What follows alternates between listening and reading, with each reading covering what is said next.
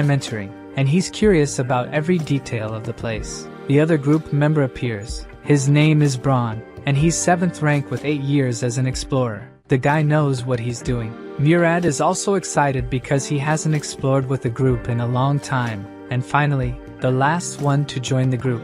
The semi-human explorer, 7th rank Nisha, who has 5 years of experience. She is eager to destroy some monsters. The dwarf jokes, calling her a princess, and she gets mad.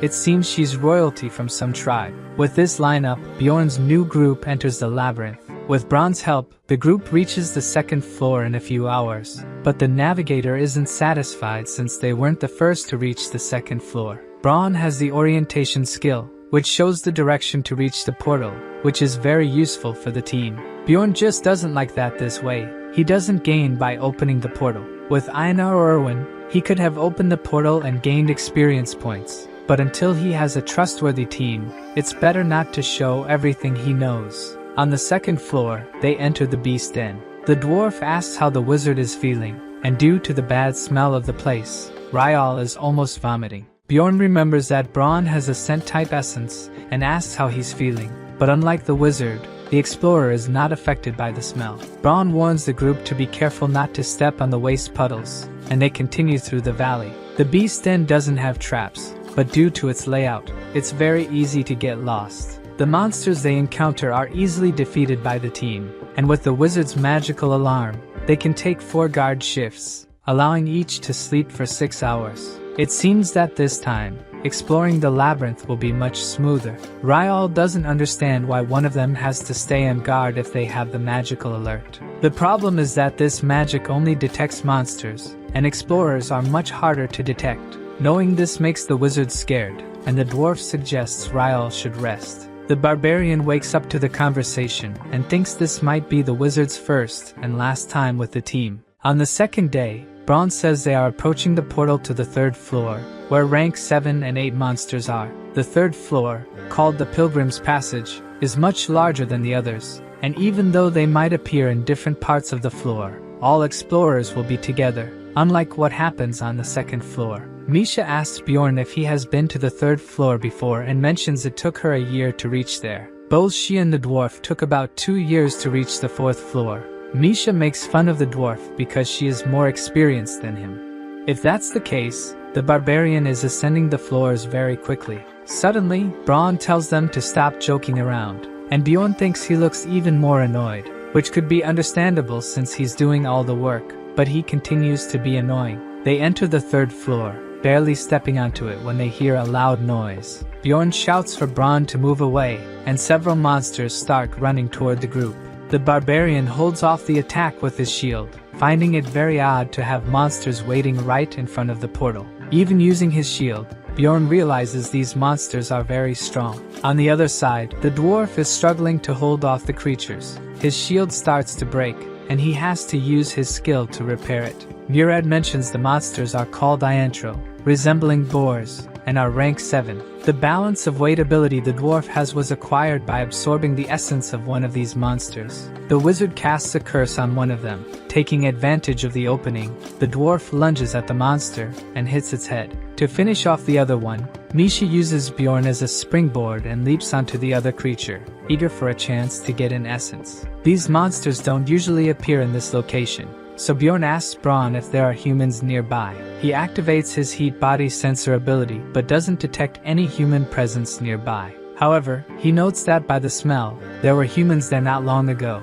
and Bjorn thinks they must have fled after seeing the group fighting. The dwarf is shocked that someone might have been waiting for them, and Braun clarifies that they weren't specifically waiting for them. Many plunderers attract monsters near portals, knowing that this is a vulnerable moment for explorers. Misha suggests they should find and defeat these plunderers. She heard there's a reward if they do. The team discusses that it would be difficult to find the plunderers now, and Ryal seems quite shaken by the plunderer's story. The dwarf thinks the best they can do is put a warning on the 2nd floor portal, and the wizard is trembling. A pity he's so weak. The group comments that it's incredible that Braun knows about plunderers' strategies, since it's not common to encounter them. Curious, Bjorn asks how many times Misha has encountered plunderers, and according to her, it's only about 8 times in 5 years, which is almost nothing, considering Bjorn has encountered plunderers 5 times in 3 months. She and the dwarf laugh at the barbarian's bad luck.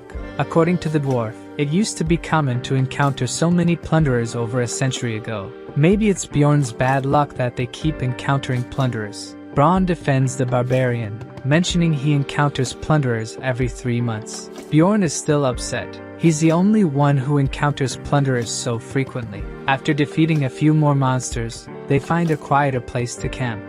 Murad, who noticed the wizard isn't well, asks if something happened. The wizard seems very disheartened. Ryal explains that his idea of being an explorer was shattered. He knows he may seem naive and spoiled to others, but knowing there are explorers who attack other explorers, who want to eliminate each other for money, is very difficult for him. If he continues on this path, he knows he'll end up killing someone, and that's why he was preparing himself. Bjorn wants to know if he's prepared now, and the wizard confidently says yes, even though he doesn't know if he'll really be able to when the time comes. The barbarian knows Ryal didn't have enough confidence, but it's better to lie and pretend to be strong. Braun tells the wizard that it's important not to be arrogant. It's much better to be like that, and asks the group if he can show them something. The group is impressed with the view that Braun showed them, a beautiful and bright landscape that can only be seen at this time of day and only on the 3rd floor. The wizard is enchanted by what he's seeing, and perhaps that gave him a little more courage to continue exploring the labyrinth. After night falls, everyone goes to sleep except for Bjorn, who stays on guard, and the barbarian notices that the wizard takes a while to fall asleep.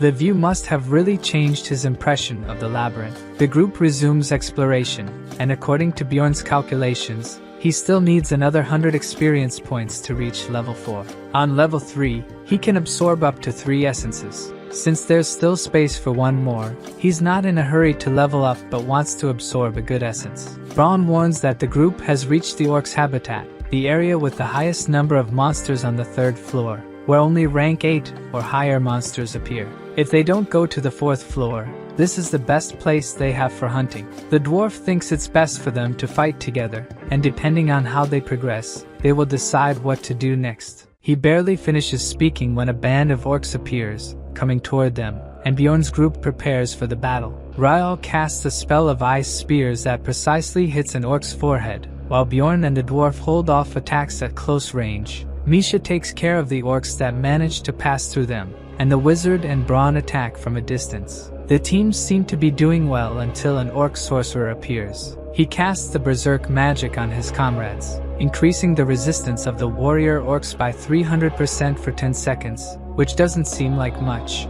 But the orc becomes incredibly strong and manages to break through Bjorn and Murad's shields. The barbarian shouts to Braun that one of the orcs got through, and Braun tries to protect the wizard with his shield, receiving a massive blow from the orc. The group needs to organize to protect the physically weaker wizard. The 10 seconds of strength for the orc end, and Misha appears behind him for a sneak attack, defeating the monster. Seizing the opportunity, Bjorn attacks their sorcerer, who falls without even being able to react. The group is satisfied. They manage to defeat the orcs without getting injured. Reflecting on the battle, Bjorn thinks they are taking a bit longer to win, but they are still balanced. He believes they make a good team the way they are. The team advances toward the center of the orcs' habitat, and the closer they get, the more orcs appear in their path. They encounter a large rank 7 orc warrior, and even this monster is easily defeated by them. But things don't continue to be easy.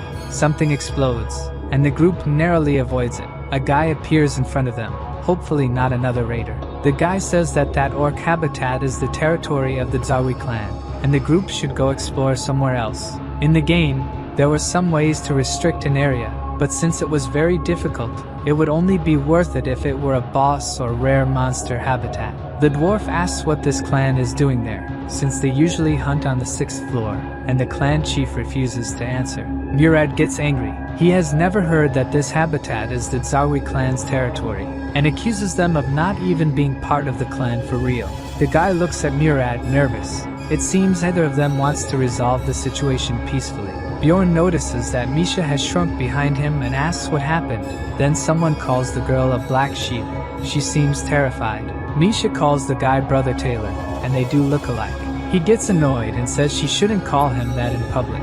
It's embarrassing, and the elder asks if they are really siblings. It's impossible not to be with such resemblance. It seems the elder owes something to this clan, but Taylor doesn't care if he has to fight her or not. The elder thinks it's best to tell the group why the clan is there. They are looking for the essence of the great orc warrior, and after finding it, they will leave. This isn't a rare essence, but Bjorn seems to know something that would make it very special. The elder emphasizes that it's better for them to leave. With the clan there won't be monsters for the group to hunt. Since they are weaker, Bjorn thinks it's pointless to force their way into the habitat. The barbarian is about to say they will leave, but out of nowhere, the wizard says he will handle the situation. Ryal takes the lead and introduces himself, but the elder says he's just trash, leaving the wizard speechless. The guy didn't need to be so cruel. The guy didn't like being called a senior wizard and humiliates Ryal, telling him never to be called that again. And Ryal still hasn't found words to reply. He was destroyed by the elder.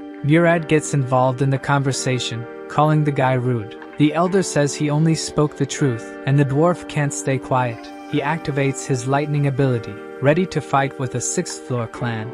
Everything the barbarian tried to avoid happened. Now the group will have to fight against the 6th floor clan, thanks to Murad, who couldn't let the mage be humiliated. The elder glares angrily at the dwarf, and Bjorn shouts Murad's name while punching the dwarf's head to the ground. The whole group is taken aback by the barbarian's actions, who continues holding the dwarf, telling him to calm down. Bjorn looks at the clan, hoping to have avoided worse, and the elder says the dwarf should be grateful for having a companion like the barbarian. It seems Bjorn managed to prevent the group from being destroyed. Near the exit of the orc habitat, the dwarf apologizes for his actions, saying he acted without thinking. Braun says the dwarf's actions could have ended them, but since nothing happened, it's best to forget it. As bad as Murad acted, he was defending his companion. The barbarian thinks Braun should have been tougher on him, and is too kind to be a leader. In Braun's place, Bjorn would still be cursing the dwarf. Misha thinks it was her fault that things didn't go well,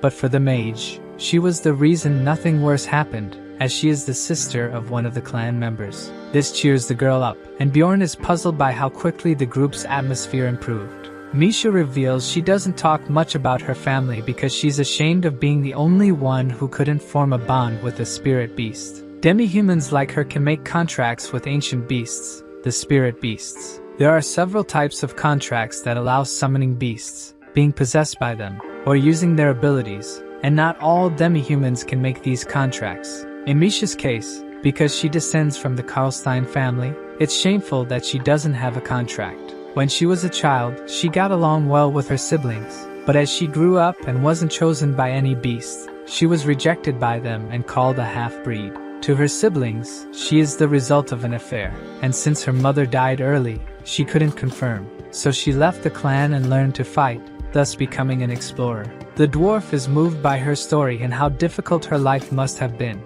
The barbarian doesn't understand how the dwarf could be so moved, and now the dwarf also wants to tell his story. Murad's dream was to be a blacksmith. Every dwarf must want that, but even trying for 10 years, he couldn't graduate because he had no talent. So, at 30 years old and needing to survive, he became an explorer. Now it's the mage's turn to say he's the least talented. He only had contact with magic due to his social position, but wasn't good enough to enter the magic tower. Ryal thinks that if he were a true mage, he would have been a little more respected by the elder. The dwarf is moved again, saying Ryal is a great mage. The elder was wrong about him. Beside the barbarian, Braun says it's the first time he's seen something like this, and Bjorn thinks he agrees that all that emotion is unnecessary, but instead Braun says he also needs to apologize. Braun says he got angry when Murad and Misha were talking about their experiences because he envied them. He thought that since they weren't human, they were lucky and didn't suffer.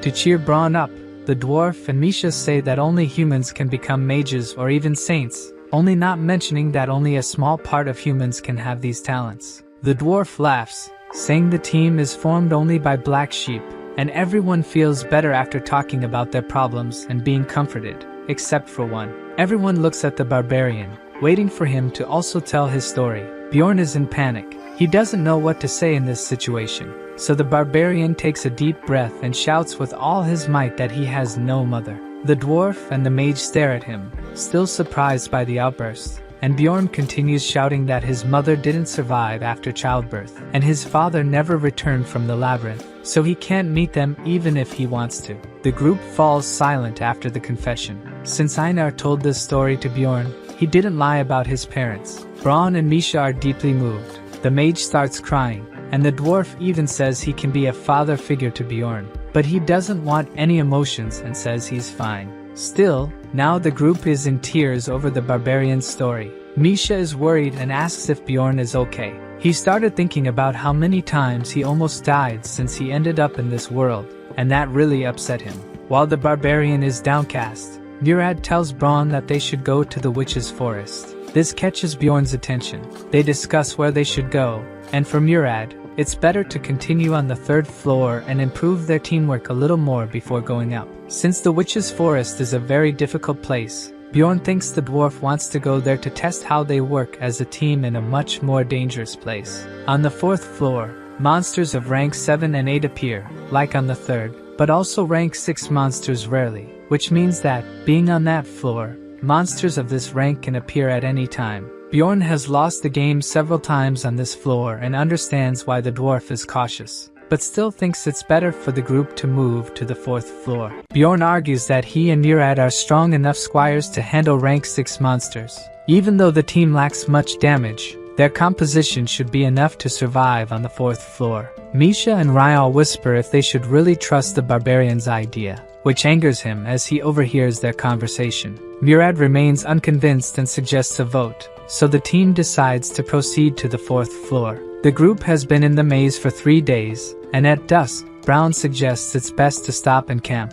Looking at the clock, Bjorn realizes the group has set up camp at the same time every day. Braun must have planned the camping spots in advance, considering the team's distance and speed, which is impressive. The barbarian asks the guide about the plans for the next day, and Braun says they will be in the witch's forest before noon, showing his reliability as an experienced adventurer who knows exactly how to lead the group.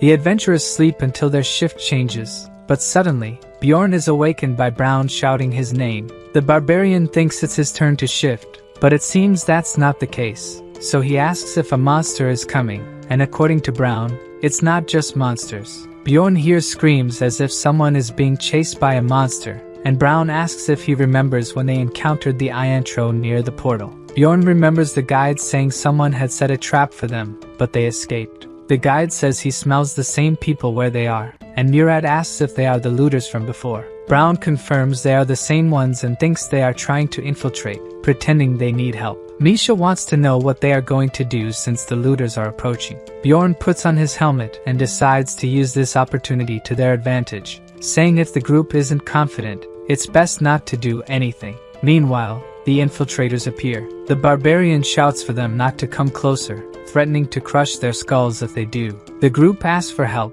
saying the rest of their members have already been caught by the monsters and offer a reward for assistance. Bjorn orders them to drop their weapons, but they refuse, saying the monsters are getting closer. The barbarian observes closely and realizes the monsters are just watching the group, perhaps being cautious because they've encountered more people. He gives the group a choice. Either they drop their weapons, or it's better for them to leave. The group members seem very scared, and the guy who seems to be the leader finally accepts Bjorn's condition, and they all drop their weapons. Bjorn asks Braun to collect the weapons from the group and notices the monsters are retreating after seeing that the group has gotten help. They are indeed clever. The girl from the group thanks the barbarian for the help and introduces herself as Elisa. After surviving the attack, she is in tatters. Enchanted by Elisa, the dwarf introduces himself, saying she must have been through tough times. The other members also introduce themselves as Talon and Hans. Bjorn remembers the Hans he met before and doesn't like the coincidence. This Hans asks if the barbarian knows another Hans and says his name is very common. Elisa continues to thank and says the goddess Litlas must have protected them. Braun is surprised to hear the goddess's name and asks if the girl is a priestess, which she is. Elisa serves the goddess of light who oversees exploration and relationships. Still, Bjorn doesn't believe it. He's sure they're all looters, and she's not even a priestess. Suddenly, the barbarian is surprised. The girl is using her ability to heal the wounded companion, so she can't be a fake. Now the group is confused, and Misha asks if Brown might have been mistaken about these people. The guide is incredulous. He was sure he had smelled them before. Elisa thinks her group has already proven they are not dangerous and asks for their weapons back. But to her surprise, she hears a no. Bjorn doesn't care what she is. For barbarians, unlike humans, that means nothing, and he demands payment for the reward they owe his group. The girl pretends to forget and asks how much they want, and Bjorn asks for 2 million stones, which is impossible for Elisa's group at the moment, but she says they will pay when they get out of there. The barbarian doesn't care. He says he doesn't trust other races and tells them to pay with precious things if they don't have money. Bjorn points to the group's armor, which must be valuable. Hans doesn't question the barbarian, as his life was saved, and starts removing the armor. The barbarian collected all the valuable items they had, but he's still not satisfied. While Elisa offers to heal anyone injured, Bjorn moves toward her to attack her. By rule, he thinks the priest should be the first to be taken down and hits the girl before she can react. His action shocks the whole group. No one was expecting something like this to happen. The barbarian just says he went a bit overboard because he was afraid they were looters. Hans and Talon tremble, thinking they are the next targets, but they are not looking in Bjorn's direction, and Talon is the first to be hit. A kind of purple mist begins to tighten around his body. Behind the barbarian, Elisa starts moving again, and even Bjorn turns to see the girl, incredulous. Elisa, all twisted, asks how he knew she was the monster. She says it's too late for them, and the barbarian thinks nothing goes right for him. His companions are petrified with fear, and Bjorn shouts for them to calm down as he'll take care of her. The barbarian hits the priestess's head again, and the dwarf yells that he's only attacking a body. Bjorn says he attacked her because he was afraid, but if she moves again, she's definitely a carry priest. A hidden class that can only be chosen by priests after reaching the 5th floor. It allows the user to use both divine and dark magic, but comes with penalties. Carry is an evil god, and when the class is revealed, the person is punished with beheading. To maintain the class, the user needs to make sacrifices regularly, and the easiest way to do that is by being a looter. This time, she attacks her other companion, Hans. Elisa is regenerating and remorselessly says she lost her 2 companions because of the barbarian. He says she must have been very ill-mannered to blame him for such a situation. It was thanks to Elisa that the 2 perished. She should have disembodied the moment Bjorn hit her. He starts screaming that he can't take it anymore and will avenge her companions, even though, in reality, he's only interested in their items. The girl uses the Death's Call ability, causing Hans and Talon to move again. The dwarf is the first to be startled, seeing the 2 standing. This ability summons the undead, but by using subordinates' bodies, they become much more powerful than monsters. Elisa orders her subordinates to destroy her enemies, but Murad and Bjorn quickly block the attack with their shields. Misha leaps over the barbarian and uses her poison ability to strike at Talon. Meanwhile, Ryal uses his ice spear ability to pierce Hans. Unfortunately, ice and poison magic don't work on the undead. Holding Talon, Bjorn asks if Brown's attack is ready, and shortly after, Brown throws a kind of Molotov cocktail at the enemy, setting it on fire as soon as it's hit by the bottle. The barbarian thinks fire is a great weapon against the undead, but Elisa shows that it's useless and uses the fire of the dead. The ability absorbs all nearby fire. This time, it seems like Bjorn's group is out of effective attack options. So, he shouts for the rest of the group to attack the priestess while he and the dwarf hold her subordinates. Since the barbarian had taken their equipment before, he'll be able to hold them longer while his group goes to attack the priestess. Misha goes straight for her, but Elisa summons a guardian shadow that emerges from the ground. She orders the shadow to destroy the group, but they continue the attack. The priestess starts laughing, unfazed by the attacks, so Misha realizes the shadow is enveloping her, seeming like a curse. She cuts the shadow, which doesn't seem to have much effect. Suddenly, Murad appears, attacking the shadow too, saying Bjorn sent him to help, meaning the barbarian was left alone to hold the 2 undead.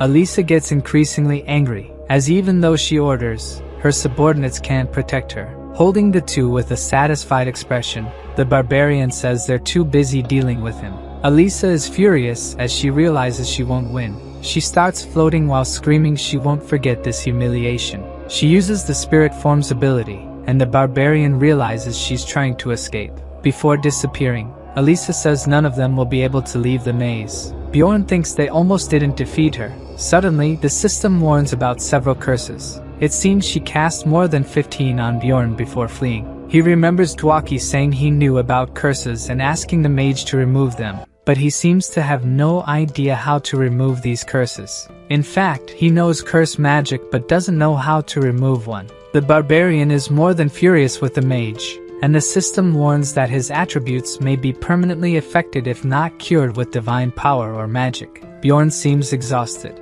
Murad asks if he's okay, and the barbarian says he'll survive but feels like he won't make it. The barbarian has been running from curses for over 5 hours. If it weren't for the essence he absorbed, he would have fallen powerless. His group companions are also running because they've been cursed too. The only difference is that they received a lesser number of curses. Elisa made sure to cast more than 15 curses on the protagonist. Bjorn was also hit by the energy depletion ability, which reduces stamina recovery, even though regenerative powers don't help increase his stamina. In the game, the character would stop moving if stamina dropped below 10%, and he calculates he still has about 30% left. Brown tries to reassure Bjorn by saying they're almost there. The barbarian is almost out of breath when he sees where they finally arrived. The group managed to reach the witch's forest. A few hours ago, Brown was commenting that he couldn't believe they were being hunted by a Karui priestess. According to Bjorn, her abilities would be equivalent to those on the 5th floor. If they had been directly attacked by her, they wouldn't have survived. If they hadn't attacked after taking their weapons, some group members would have perished in the blink of an eye. Misha is excited to have a reliable barbarian in the group, showing how incredible it was for him to hit the priestess. Bjorn asks if Brown can track Elisa, but the guide can't find any trace of her presence in the air. The barbarian is sure she'll attack again because they know her identity, and the mage thinks he did a good job before. This only serves to make Bjorn irritated. If they were ambushed while fighting monsters, they wouldn't stand a chance. And that's exactly why Bjorn proposes they head to the witch's forest immediately. As the forest surrounds the portal to the 4th floor, rank 7 and 8 monsters appear, many of them with spiritual bodies immune to physical attacks. But at the moment, the place is their best option. As they enter the forest, the group feels lighter. As it's a special area, all status effects have been deactivated. Brown confesses he didn't expect Bjorn to use the terrain to his advantage, and asks if it's really his first time on this floor. The barbarian disguises it, and says he just studied a lot about the maze, which makes Misha and the mage laugh. They've never heard of a barbarian who reads books. Suddenly, an abnormal status effect hits the group. Some tree-like monsters start hurling insults at them. Although Bjorn wasn't affected by the mental attack, the same can't be said for his companions. Misha is crying and asks how he can withstand these attacks. The dwarf and Brown also seem unaffected by the attack, but the mage reacts even worse than Misha. Bjorn finds the effects of the attacks fascinating, as if he's seeing everything through a convex mirror. He asks if Ryal can use magic in this state, and he assures he can. Murad thinks it's best to take a break and offers to take the first watch. Bjorn collapses on the ground, exhausted after everything he's been through. The dwarf goes to him to talk about Elisa. When he was recruiting members for the group at the guild, a girl always bombarded him with questions, and thinking about it now, that girl was Elisa. He says that the first time they met in the Citadel, he got a numbered item, the Guardian's bracelet, and suspects she may have heard about it. He got bracelet number 3112, usually found in ruptures above level 4. Hearing this, all Bjorn can think is that, even though he didn't do anything, the dwarf got an item worth 50 million stones. The barbarian wants to know why Murad didn't recognize her before, but according to the dwarf, the first time she wasn't dressed as a priestess, with tattered clothes. Bjorn remembers the group having a meeting at a bar, so she might have heard and planned to attack the group in advance. Murad quotes a dwarf saying that danger always accompanies treasures, but Bjorn tells him not to change the subject because the dwarf was careless not to recognize the girl. The dwarf doesn't seem to care and asks Bjorn to rest a bit. Once again, Bjorn is awakened by someone shouting his name. Brown is surprised by the barbarian's ability to sleep soundly in such a place. He asks where the monster is, and Brown says it's close. Looking closely, there are several fairies flying near the group.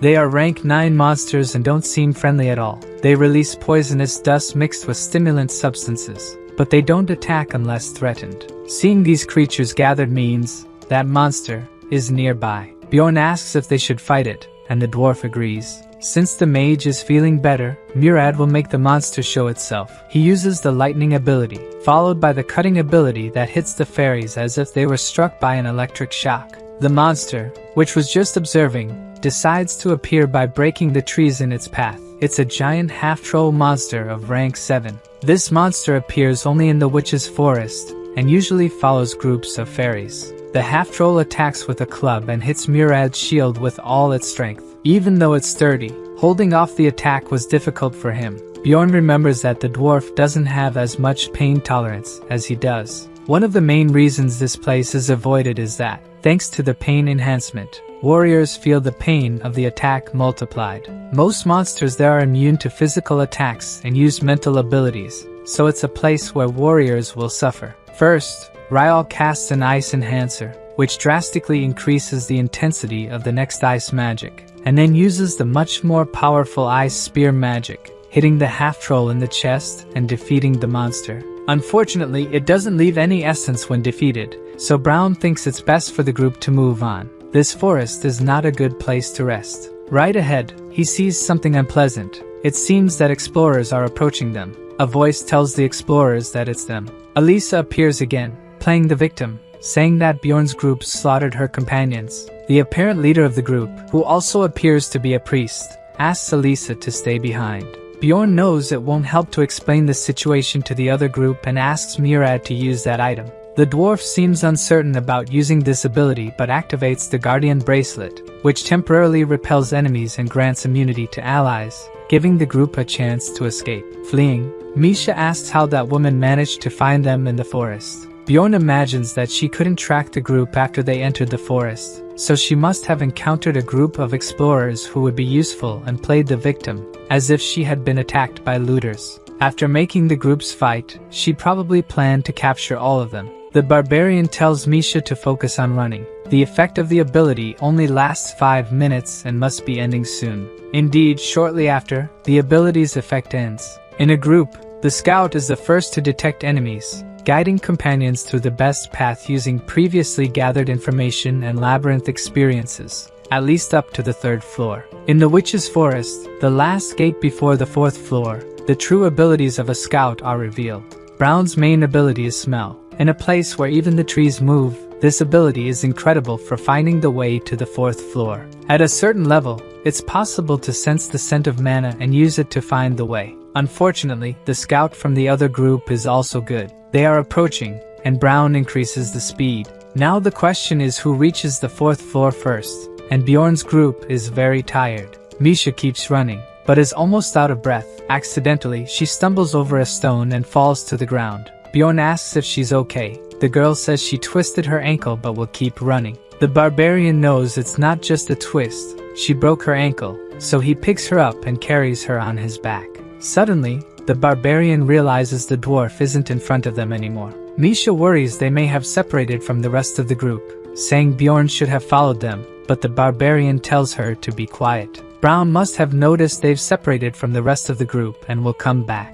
Bjorn's concern is that, in this place, they won't be able to find the way out without a scout. Then, a very loud scream echoes through the trees, and to make matters worse, it seems to be the dwarf's voice. Misha panics, saying they should help their companions, but if they follow the voices, they'll end up somewhere else. For now, they need to get out of there. In this situation, more important than water or food is mental strength. That's something Misha doesn't have. She's just whimpering while being carried by the barbarian. Bjorn asks her to calm down. In this situation, it's necessary to accept reality. The girl continues to lament. This time, Bjorn loses his patience. If she wants to survive, she needs to listen to her companion. Now he has to focus on the present. First, he asks her to take and drink a potion from his backpack and walk on her own. They take a short break.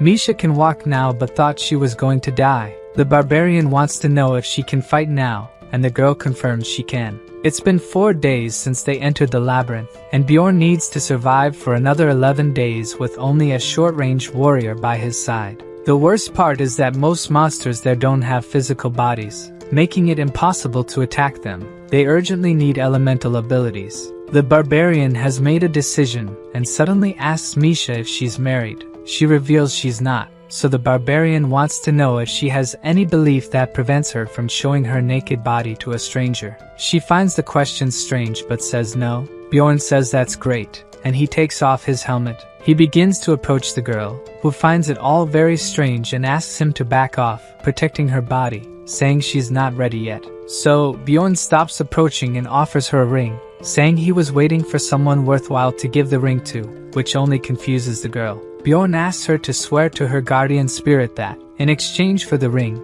she'll stand by his side from now on. Embarrassed, she asks if the barbarian is serious, but he continues, saying that when she accepts the ring, along with her warrior's honor, he'll stand by her side and hopes she'll do the same. With the ring on her finger, she wants to know if this is serious. It's the first time she's received such a declaration. She was happy but says she's sorry. She never thought of the barbarian that way. She tries to explain that it's not that she doesn't like him. Bjorn doesn't understand where she's going with this, so she reveals that the barbarian is not her type at all, yet he doesn't understand. Furthermore, she is very embarrassed. She shouts that Bjorn is not at all attractive to her. The barbarian says there was a misunderstanding. He just wanted her to swear to be his companion in exchange for the ring. Now, the girl is embarrassed for misunderstanding things. He could have explained it better. She tries to disguise her embarrassment, and the barbarian says she can end the agreement at any time by returning the ring or paying 15 million stones. Misha finds it extremely expensive.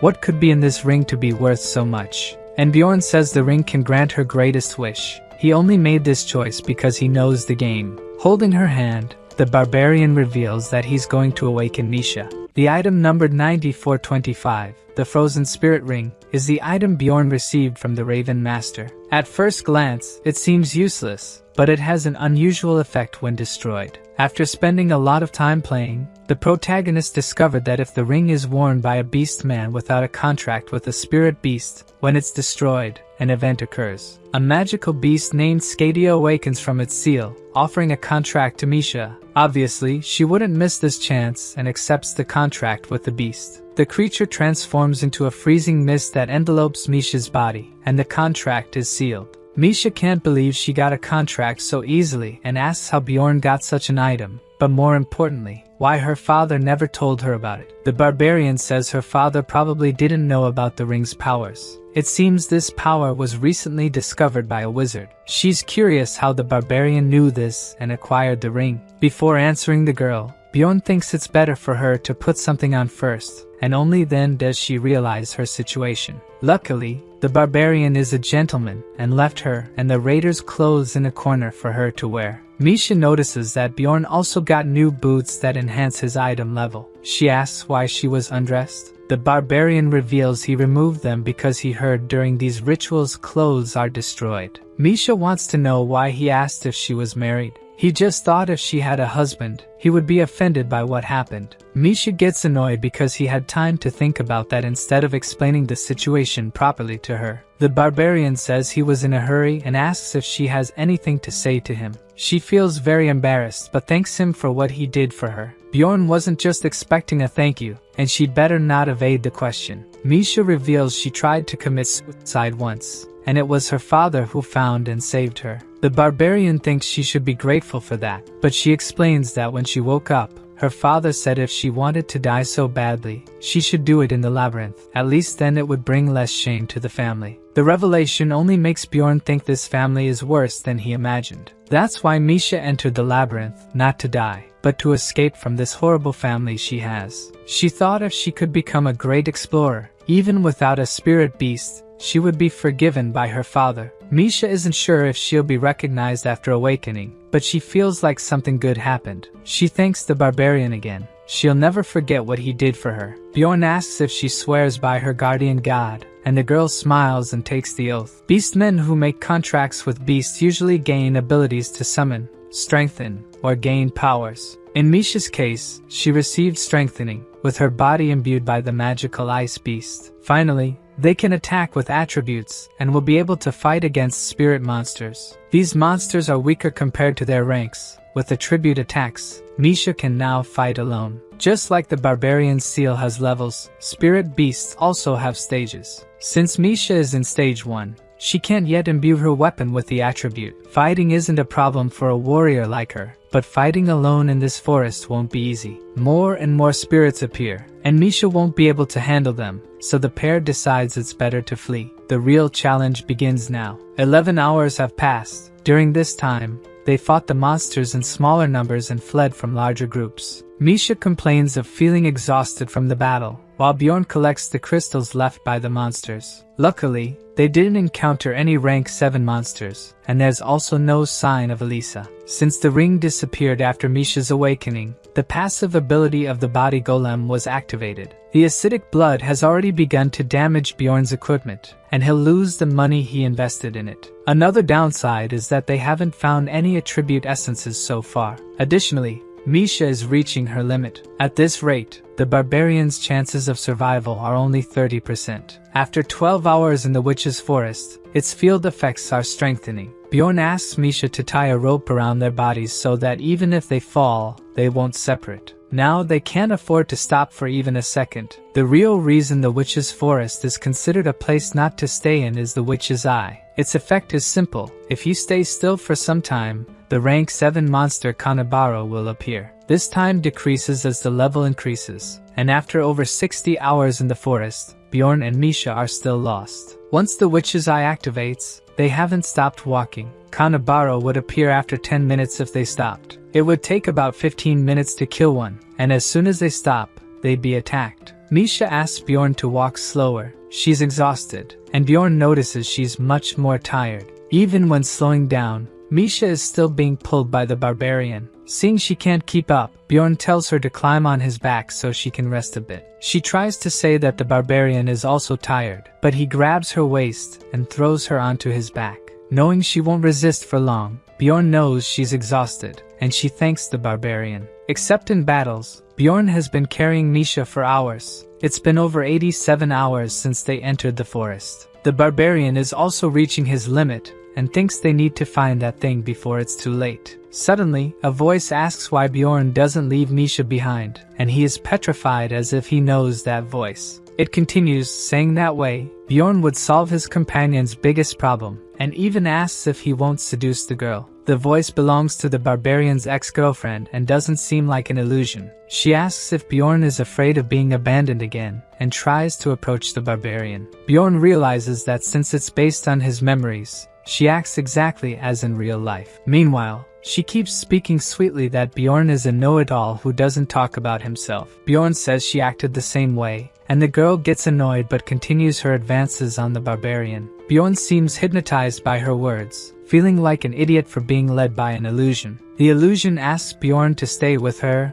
and leave Misha behind. His ex's illusion hugs him, saying the other girls don't understand him. He is completely caught up in the illusion until a voice shouts for him to wake up Misha through the illusion away with her strike. Now the barbarian realizes he was ensnared by the illusion. Misha keeps striking the illusion and asks if the barbarian is okay, but he doesn't seem to have recovered yet. Misha is proud to have rid them of the dryad that was attacking her companion. Bjorn is shocked when he realizes what kind of monster had attacked him. Dryads are rank 8 monsters that use their captivation ability and rarely appear in the witch's forest. That's why the illusion was so realistic. It wasn't a field effect but an ability. The barbarian thanks Misha for saving him, and she feels proud. Suddenly, her expression changes. A group of explorers has just appeared. The explorers think the duo must have gotten lost. It's been 8 days since Bjorn reached the 3rd floor, and most groups should have moved on by now. The explorers ask if they lost their group, and the barbarian confirms, thinking these people aren't trustworthy.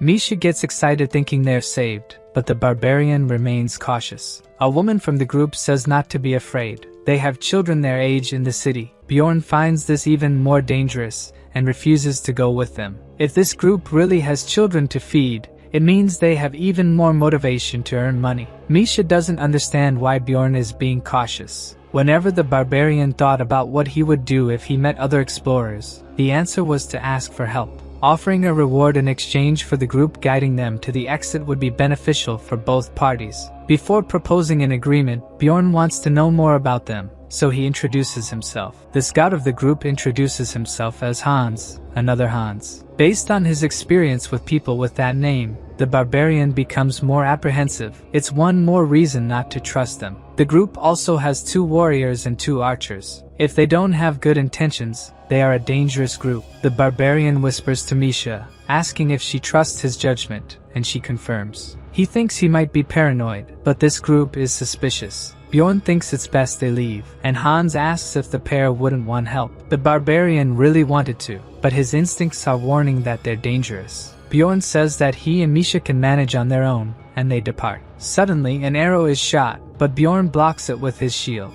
Just as expected, they weren't ordinary explorers. The other archer questions why his companion did that. She wants Bjorn's valuable Latinium-made equipment. The archer doesn't understand the situation, and Hans tells him to leave if he can't comply. Hans also wants the expandable backpack. The other warrior also wants money and decides to attack the duo. Seeing all this, Misha asks if they're not going to run. They're at a disadvantage, and the other team has a tracker who can easily find them. Bjorn whispers to Misha that they need to buy time. He says he'll give the backpack and shield to the explorers if they spare them. But someone shouts to grab them, and Misha panics, saying that she is the Therianthrope's princess, and they will be rewarded if she lives. The group leader is confused, but Veit is determined to finish them off so they won't suffer consequences. The group even thinks it's better for Misha to be a princess since she would have valuable items. Bjorn won't be able to buy more time, but it should be enough. Kanabaro, the rank 7 monsters, has just appeared. The group is taken by surprise. The monster appeared because Bjorn and Misha have been lost for days. Bjorn asks Misha to cling to him. He knows Canabaros pursue their prey, and there's no way to escape. So the barbarian runs towards the explorers. The idea is to use them as bait to escape.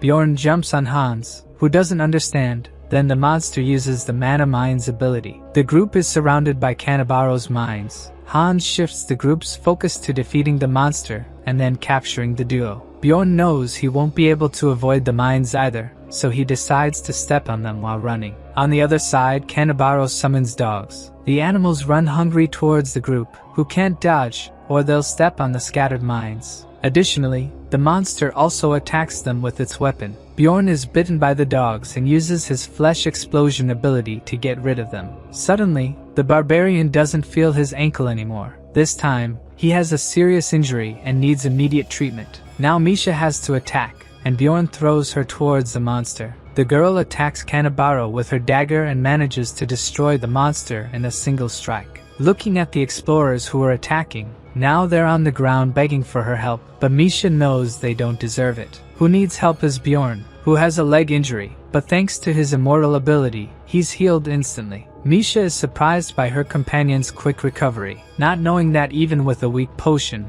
Bjorn's regenerative abilities are incredible. Curiously, she asks what Bjorn is since he didn't seem to feel pain, but he says it's the mental power of barbarians. After the fight, it's better they leave before more Canabaros appear. Misha asks how he knew the explorers were dangerous. Bjorn says one of them was named Hans, and he doesn't like that name. This only confuses Misha more about him. She never imagined that a kind lady like Veit could transform like that. According to Bjorn, if they didn't seem weak, have expensive gear, and weren't in the labyrinth, she could have just been a kind lady, even though she was the first to attack. Misha doesn't understand, and Bjorn asks why she entered the labyrinth. It was for money, just like that lady. Veit shouldn't need money just for herself, and that's why she might have acted that way. In this exploration, Misha is learning many things she didn't know. After 109 hours lost in the forest, Misha excitedly says she found something. Finally, they've reached the witch's cabin, the only safe place in the forest. Bjorn hopes nothing bad happens this time as they enter the cabin. The cabin stays in a random location in the forest for 8 hours before appearing elsewhere. Inside it, the field effects are undone, making it the only safe place in the forest. The first cabin was hard to find, but with Misha's keen eyesight, the second one was easier. There are 53 hours left before the labyrinth closes, and after 5 people enter the cabin, it locks itself. Misha is excited to finally be in a safe place. However, Bjorn asks her to stay quiet because they are not alone there. He explains that after 5 people enter, the cabin's entrance seals shut. On the ground, the barbarian finds a familiar helmet and axe. Bjorn realizes they belong to the priest who was with Elisa. Shortly after, they find the man lying on the ground like a beggar. Misha warns that his companions are inside the cabin, and before going in, Bjorn knocks the man out. They tie up the group inside. Misha thinks the priest won't last long in his condition. Bjorn then pours a healing potion over the man's head. He screams in pain because the potions heal but are painful. He asks if Bjorn is the barbarian he encountered before. The priest yells that it was all a misunderstanding. They were being manipulated by Elisa. They stumbled upon Bjorn's group after they separated. They injured Brown in the shoulder to leave them without a guide and unable to escape the forest. But suddenly, a light appeared and threw them backward. When they woke up, they were without their guide, thanks to Ryal's spears. From their story, the scream Bjorn heard earlier was from Brown when he was injured. Without their guide, the priest group wandered aimlessly through the forest. On the second day, problems started. Elisa began draining Hans's life force. Only then did they realize she was an evil Karui priestess. The priest swears they attacked Bjorn's group because they were deceived by Elisa. He asks for forgiveness, saying they will compensate for the damages and begs Bjorn to show mercy. Misha lets Bjorn decide what will happen to them. Bjorn recalls everything he's had to do since entering the labyrinth. Despite being attacked by these guys, no one was seriously injured. In his mind, there's a debate about whether to let them go or not. His barbaric side thinks they will cause trouble again, so it's better to get rid of them. However, his human side believes they made a mistake but deserve another chance. They might have deserved it in the world he lived in before. Bjorn asks Misha for her opinion, and she doesn't trust them. Whether it was a mistake or not, they attack to kill, and she's learned that shouldn't be forgiven. This makes the barbarian think more clearly, and he decides to get rid of them once and for all. With this decision, Bjorn gains another point of mentality. He knows that after coming to this world, he has to live with the weight of being a barbarian. Bjorn asks Misha to take their equipment. He then offers a sacrifice to the cabin, so it remains open for another 8 hours. With their supplies, they can rest there for up to 24 hours. The barbarian decides to rest first and flops onto the bed, which is much softer than he's used to. He thinks that the more he lives as a barbarian, the better he behaves as a human. After dreaming about his ex-girlfriend, he wakes up startled, finding Misha sleeping soundly beside him. He reflects on everything he's experiencing and realizes he slept for 7 hours straight. He also notices Misha is still asleep and gets annoyed that she doesn't want to get up. There's 1 day left before the labyrinth closes and 1 hour before the cabin shuts. If they hold out a little longer, they can return to civilization. When they return to the forest, things are very different. Misha asks Bjorn if he knows what's happening. He remembers that in the game, after making 7 sacrifices in the cabin, a special condition is fulfilled. It releases the Chaos Lord Ryakis, who starts roaming the floor. In the game, they were called floor masters, and each floor had its own. Misha is in a panic. She didn't know there was a lord on the 3rd floor. The method to summon him was kept secret because it wouldn't be enough with just a few explorers. Even the floor monsters hide from Ryakis, who kills anything in his path. The portal to other floors closes when he is summoned, so it's better for whoever is on the floor to prepare. Misha starts asking why he appeared, and it was probably because of them. Bjorn explains that when they burned the sacrifices, they fulfilled one of the conditions to summon him. He didn't imagine that others were doing the same. Misha becomes desperate and blames Bjorn, thinking everyone will die. To make matters worse, Bjorn says it's better if no one knows it was them, or it may not end well. At least the status effects were undone, and they can leave the forest now. Bjorn decides the best course of action is to head toward the orc habitat. According to the dwarf, the Jarwi clan operates above the 6th floor and has hundreds of members. If the duo stays close to the Jarwi clan, they might have a chance of survival. The barbarian imagines that at least 10 teams like theirs are on the 3rd floor. When they arrive at the clan, one of its members is trying to organize the explorers. There are dozens of them desperate, not knowing what to do. Bjorn realizes the place is in complete chaos. The clan's priestess casts a spell of evil destruction. The man who seems to be the leader asks everyone to calm down. They are in a safe place. In a day, the 3rd floor labyrinth will close, and according to their contract with the royal family, they will ensure that most explorers return. But if anyone breaks their rules or causes conflicts, they will be expelled. Bjorn sees that the speech calms the explorers, and thanks to the priestess's magic, they will be able to rest a little. The proclamation, destruction of evil, allows only humans to enter and exit a location. Even so, Bjorn doesn't think they can let their guard down. He knows they will have a problem soon. Bjorn asks Misha if she trusts her ears, and she says she doesn't know but has received compliments. He doesn't understand what she meant and asks if her hearing is good. Misha confirms,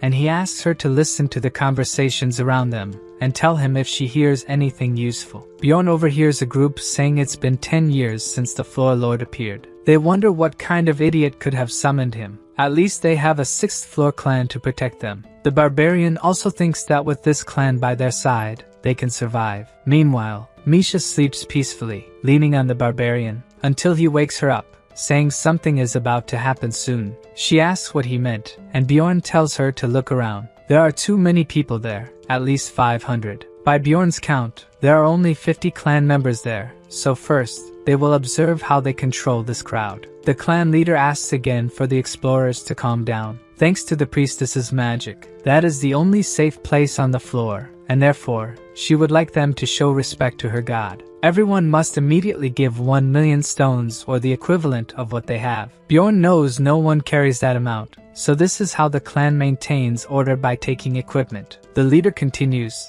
saying the payment is also a fee for their protection. Even if they lose potions or equipment, at least they will be safe. Bjorn remains concerned. Even though this magic is strong, it doesn't compare to the power of the floor master. He knows that not even this clan will be able to defeat the master, but it's better to do what they ask. At least they won't have to give up their equipment, since they collect various items. Bjorn notices a group indignant about having to pay so much for just 1 day of protection. Several people leave the protected area because they refuse to pay for protection. Misha returns after paying the fee for both of them. Bjorn calculates that the clan must have earned at least 300 million stones by charging for protection. The barbarian is convinced that if the Lord comes there, it will be their end. Both those who stayed and those who left are trying to be positive that they won't encounter the Lord. Still, Bjorn prefers to prepare for the worst. With 5 hours left before the labyrinth closes, they are found by the Floor Lord. His passive, Desperation Rain, causes area damage. Where the drops fall, field effects disappear. The Floor Lord, Ryakis, finally appears, and people panic, shouting for the clan to protect them. Even the clan leader knows the damage to the expedition will be heavy. He orders the clan to use everything they have to face him. The leader uses a numbered item, the Sun Lord's flag, to confront the monster. Bjorn realizes that in just a few minutes, the clan used items that cost millions of stones to face Ryakis. The leader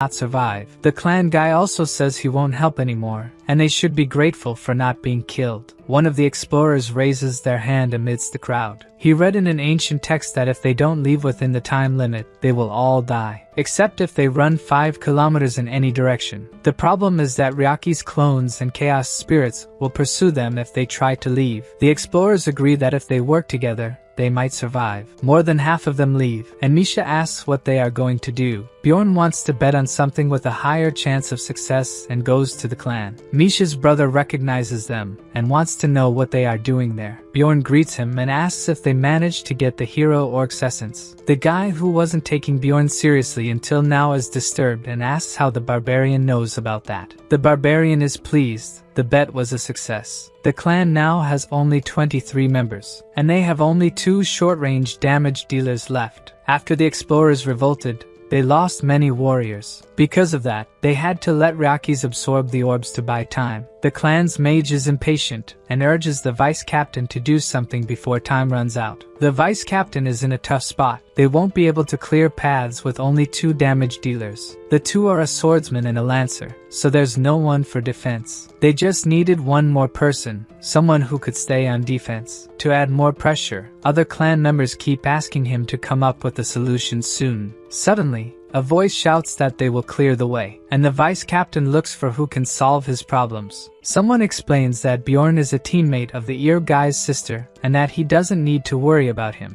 But the vice captain still wants to know who Bjorn is. The barbarian is asking for the hero orc's essence in exchange for clearing the way for the clan. Hearing this, the vice captain activates the survival instinct ability. It highlights the target, increasing its survival probability, and it's the first time it emits such a strong light, as he has been saved by this ability several times before. The vice captain decides that Bjorn is the key to getting them out of this situation, and he asks for the barbarian's name. Bjorn introduces himself, thinking that his second bet was also a success. The vice captain introduces himself to Bjorn and asks how he knew they were after the hero orc. Bjorn simply presumed they were there because of the essence. A powerful clan like theirs wouldn't be there just for the orc warrior. They must have had some other reason. The hero orc is a hidden boss, summoned when offering 777 magic crystals to the orc warrior on an altar in the middle of the orc habitat. The clan brought many supplies in case they had the rare chance to encounter the orc lord. Since they still have many, they must not have found the lord yet. After hearing the explanation, the vice commander asks why they need the barbarian. Bjorn explains that he has the immortal seal, the vampiric essence of a rupture guardian, and also the essence of a body golem, with the characteristic of pain tolerance. The vice commander doesn't need to hear more. For a third-floor explorer, Bjorn is not bad at all, even when compared to the clan's warriors. The vice captain thinks the barbarian is amazing and will invest in him. Misha's brother tries to intervene about giving the essence to Bjorn, but the vice captain has already decided. Investing in Bjorn pays off if they can save at least one more clan member at the cost of the essence. Meanwhile, Bjorn thinks he has passed the first obstacle. There are 3 types of hero orcs, each one a named monster, which means they are advanced mutants with difficult essences to handle. That's why an entire squad is needed to defeat one, even though they are 5th rank monsters. One orc drops the red essence, imbued with the scream of passion. The other drops the blue essence, imbued with the spirit of combat. And the last one drops the green essence,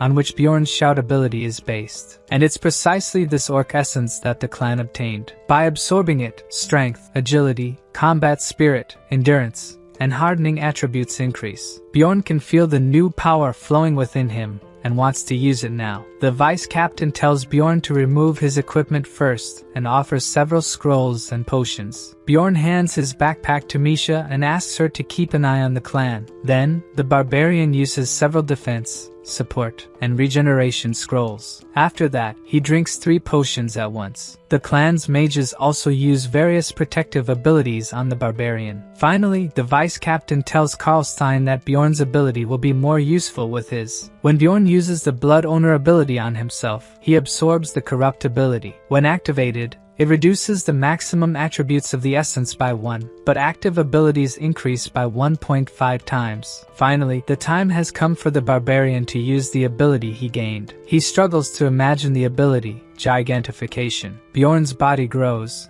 as well as his attraction value and physical attributes. He looks like a giant compared to the others. Misha blushes, as the barbarian's clothes tear due to the size increase. So, the vice captain asks for some cloaks to cover Bjorn. After being covered, Bjorn is ready to move forward. They have only 30 minutes to defeat the Lord, but Bjorn is confident he will succeed. The barbarian lets out a war cry and runs toward Ryaki's. The other clan members follow behind him. In addition to them, Misha and 40 more explorers follow, in exchange for having their equipment returned. Bjorn uses the sacrifice seal on the explorers, further increasing their physical attributes. At this moment, the barbarian is overflowing with power. First, miniature clones of Ryaki's appear, each 2 meters tall, but they are small compared to Bjorn. When these monsters are destroyed, they cause damage to the opponent, even with tolerance. Bjorn still feels pain when destroying them. Thanks to the vampiric essence, he knows he won't die unless his heart is destroyed. But the vice captain warns that he's being careless and doesn't need to attack so many at once. The problem is that with active gigantification, more monsters are attracted to Bjorn. This makes the explorers behind him safe, since most monsters focus on Bjorn. Misha's brother also attacks the monster clones but receives damage reflection and asks the priests to heal him. Seeing this, the barbarian tells him to stop injuring himself unnecessarily and retreat. Bjorn needs to be the only one at the forefront. When his life is below 50%, all resistance and tolerance attributes increase. The orc's passive ability, the hero's path, increases all defense powers when life is below 50%. And when it reaches 20%, it maximizes these effects. To use this in the best way, Bjorn asks everyone to stay behind him. He will take care of everything alone. In the rear, Misha's brother meets the elder mage, who thinks it was a good choice for them to stay in the rear. But Karlstein feels useless having to be in that position. In the short time he spent at the forefront, he realized that was no place for a human being. He had thought Bjorn was just an ordinary third-floor explorer with good pain tolerance. But now, he wonders how the barbarian can continue advancing without hesitation. The explorers start talking about Bjorn's courage and ask if Misha knows him, but she pretends not to understand. The mage comments that if Valken, the hero of the barbarians, returned, he would probably be similar to Bjorn. Karlstein doesn't need to be curious about the barbarian's name.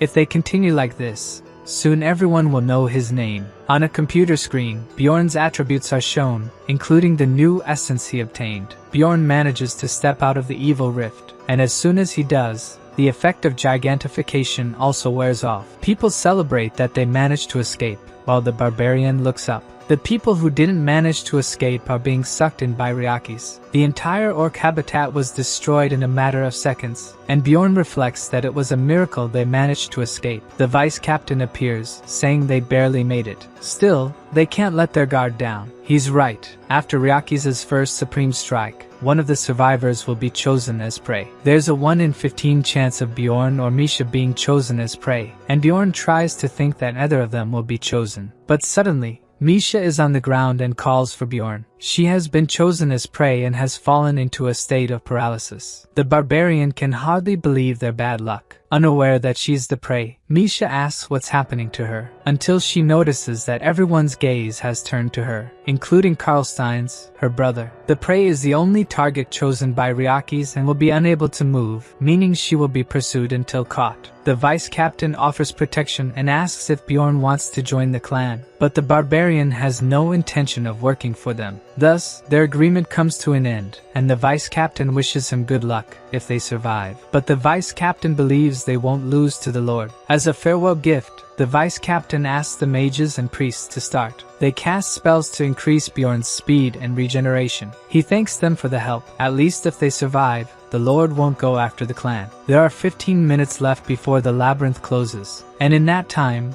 Bjorn and Misha cannot be caught. On Bjorn's back, Misha asks him to stop running. She knows the monster is only after her. She thinks that if they continue like this, Bjorn will end up dying too. The girl has already realized her childhood dream and says that's enough for her. But Bjorn knows she doesn't want to die, so it doesn't make sense to say that. In truth, she's just afraid of being abandoned, and she reveals that she doesn't want to be a burden to the barbarian. So, Bjorn tells her that if she wants to live, all she has to do is ask him for help, then at least they'll have a chance. After everything they've been through together, Misha knows she shouldn't be talking about giving up. So, Misha says that if Bjorn saves her, she'll help him forever, but that's something she's said before. Thus, she says she'll give him all the money she earns from this exploration. Now she's given the barbarian a good reason to strive. The blessings from the clan come to an end, and as the rain of despair falls, Ryaki's must be close. The chaos spirits are everywhere, and this forces Bjorn to use gigantification again. Now the barbarian can go further, taking just one step, but he'll only be able to maintain this ability for another 2 or 3 minutes. There are exactly 196 seconds left before the labyrinth closes, and since Misha must be bored on his back,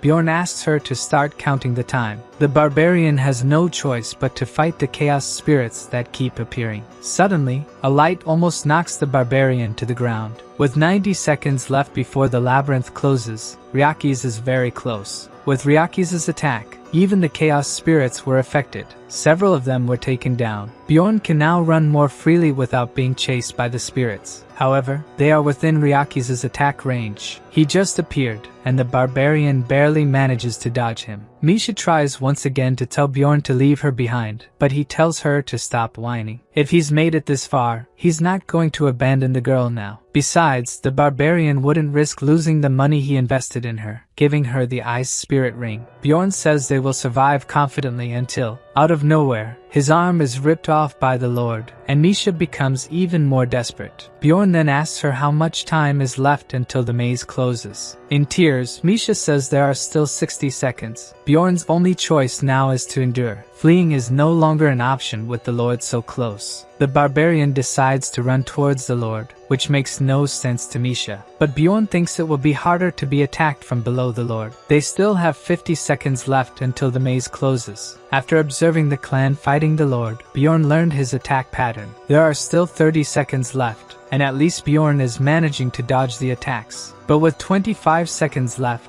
the barbarian is hit again and falls to the ground. This time, he thinks it's the end. He won't be able to dodge the next attack. At that moment, his mana runs out, and Bjorn returns to normal size, evading the Lord's attack. Bjorn runs and grabs onto one of the Lord's fingers. He just has to hold on for another 10 seconds. Ryaki starts shaking his paw as if trying to get rid of a bug. Only 3 seconds left, and the duo is about to be devoured by the Lord. In the last second, Bjorn knows it's too late for the Lord. They manage to buy enough time. The portal opens, teleporting them to Rafdonia Square. Hundreds of explorers are literally thrown to the ground by the portal. People panic as they see many of them severely injured. Someone looks at the unconscious Bjorn and comments that with injuries like that, there's no way he could survive. Misha also wakes up in the square and begins searching for the barbarian. She enters the crowd that has gathered around him to see how he's doing. Bjorn remains on the ground, unconscious and badly injured from the battle with the Lord. She checks if he still has a pulse while people comment that the temple needs to come help the injured soon. Misha realizes Bjorn's heart is still beating. He's just sleeping and feels relieved. Around the city,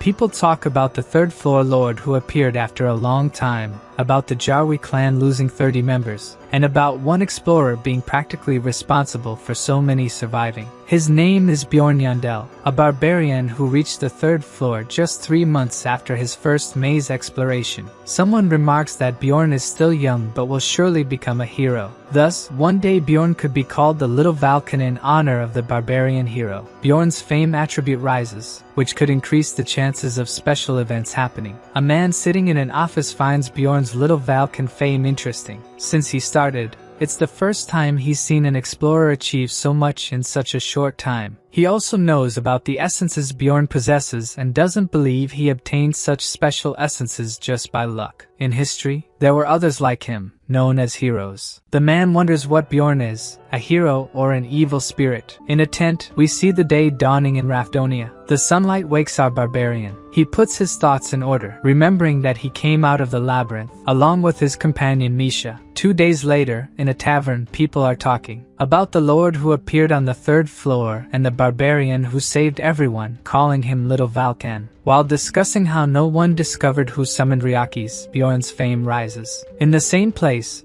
Bjorn and Misha meet their companions who were separated in the labyrinth. Before talking about everything that happened, the MC wants to ask for something to eat. He must be starving. Then the dwarf explains that after Rottmiller was injured, he used the wrist guards again to buy time. Misha is surprised that he could use the item again. For Bjorn, they must have used a combination. And the dwarf explains that by using emergency restoration, it's possible to reset an item's count. After treating Rottmiller, they tried to find the duo, but they were too far to be detected. Then they say they found Elisa, surprising Misha once again, but ended up fleeing from her. As Rottmiller recounts that they reached the 4th floor, Bjorn thinks they used the entrance restriction to their advantage. If they enter a portal just before it changes color, the people who come after will have their entry blocked. After clearing the 100 floors of the tower, it does not regenerate, becoming a safe place. Bjorn gets angry with them for complaining about doing nothing for 10 days while he almost died fighting a floor boss. To irritate the MC further, the dwarf says they found the essence of a mimic, a rank 7 monster. A rare type of monster with valuable essence that grants the treasure room ability, allowing one to open their own pocket plane. The best part is that when the treasure room is opened for the first time, items of all kinds are randomly distributed. Bjorn can hardly believe they got 2 million mana stones, high-level potions, and 2 numbered items. Not understanding the barbarian's anger, Hikarad asks him to calm down. Twisting cutlery to calm himself, the barbarian celebrates his companion's achievements. Noticing that Misha and Bjorn are closer, the dwarf wants to know what happened to them during that time. Before Misha could say more, Bjorn steps forward to tell what happened, commenting that he will summarize the story. He skips several parts, such as giving the ring that allowed Misha to make a contract with a spirit beast. Even so, the rest of the group is surprised by the part they hear, and Rottmiller congratulates the girl for securing the contract. The dwarf decides to reimburse the amount the duo paid to the clan, even knowing they earn the hero's essence. To Ryal, the duo's story was incredible, and according to the dwarf, no one will question the nickname Little Valkan. The barbarian doesn't understand this nickname story, and Hikarad explains that people are calling him Little Valkan in comparison to the barbarian hero of the past. To Bjorn, this came too quickly. Although in the game a nickname is a good thing, in this world, it means he will receive unwanted attention if he becomes famous too quickly. Changing the subject, Misha wants to discuss more important things, like how they will distribute the group's earnings. Despite some losses, they reach nearly 8 million stones as profit. At this moment, the MC is very happy, remembering that Misha promised to give her earnings to him. A few days later, Misha is commenting that the labyrinth is painful, but the real world is not easy either. At this point, the barbarian has already resolved most of the things he needed. He repaired his equipment and got some items, and all this time Misha stayed with him. Even without understanding why she keeps sticking with him, his main concern is to make her stronger, because she is the main member of his team, but staring at the girl made her embarrassed. While she says she will visit her family, people around comment about the MC being Little Valkan. Misha says she will stay with them for 2 or 3 days and seems scared. Despite worrying if the girl will be well treated by them, Bjorn will not intervene in this matter. Bjorn wishes her luck, but she seems even more disheartened. Then the barbarian wishes her luck in a more barbaric way, irritating her. Misha says she will return soon and asks him not to skip meals. As she leaves, Bjorn remembers she said she would treat him as her savior, but it seems she is treating him like a son, just like his ex-girlfriend did. What he needs to do first is to increase her level. With improved attributes he can join better groups, but Misha cannot accompany him at her current level. After arriving in the 8th district, he decides he will stay with this group for now and is caught by surprise with a new execution. People around are euphoric as if it were a happy event, thinking the person about to fulfill the sentence was an evil spirit. Looking out of curiosity, the barbarian realizes it's Terrakin in that situation. Bjorn was worried about the guy, who must not have followed his advice to buy a weapon, or had the courage to enter the labyrinth. At this moment, Terrakin recognizes the barbarian, and tries to shout for help from the acquaintance, but it is too late. The barbarian turns away not to witness Terrakin's end, thinking that could have happened to him. Now he will stop helping these people out of pity. Suddenly, someone who knows the MC's name appears, saying they are in the same position as him. Listing several real countries, The blonde asks where Bjorn came from. To the barbarian's displeasure, there are more people like him in this world, and the guy seems quite excited to meet the MC, extremely irritated with this situation. The barbarian uses the enro method and tells the guy to say what he wants to get at with the conversation. A little scared, the guy says he thought Bjorn would stay there for only 3 months, after being pressured again. He hears the guy say he ended up in that place thanks to the damned Gwaim too, and makes more compliments about earning a title in such a short time, and Bjorn thinks this must be a scam. In the end, the blonde no longer wants to know where Bjorn came from, as both are outsiders. The MC stays silent while the other keeps talking, until he interrupts, wanting to know something. Pointing at the blonde, he wants to know if the guy is an evil spirit. The blonde confirms that yes, he is an evil spirit. Then Bjorn lets out a furious scream, scaring everyone around. He says that the chief of the barbarians ordered to kill all the evil spirits. The protagonist punches the blonde guy, knocking him out. A short time later, we are in a house that belongs to the security agency. A guard thanks Bjorn for saving his brother, who was in the labyrinth. Bjorn asks how long he will have to wait because he is already getting hungry. Then it is shown that the guards have calmed the situation, but the evil spirit got the worst of it. Another worried guard appears, calling for the captain. He says that the guy who got punched by Bjorn had an evil spirit hunter token. They go to the place where he is hospitalized, and another guy says he is not an evil spirit. Bjorn shouts that he himself said he was one and won't be fooled like that. Obviously, he is just playing dumb. The guy explains that this is part of a system that tests those who achieve a lot in a short time. Basically, they thought Bjorn was an evil spirit and wanted to trick him to see if he would fall into the trap. Really, Bjorn was very smart.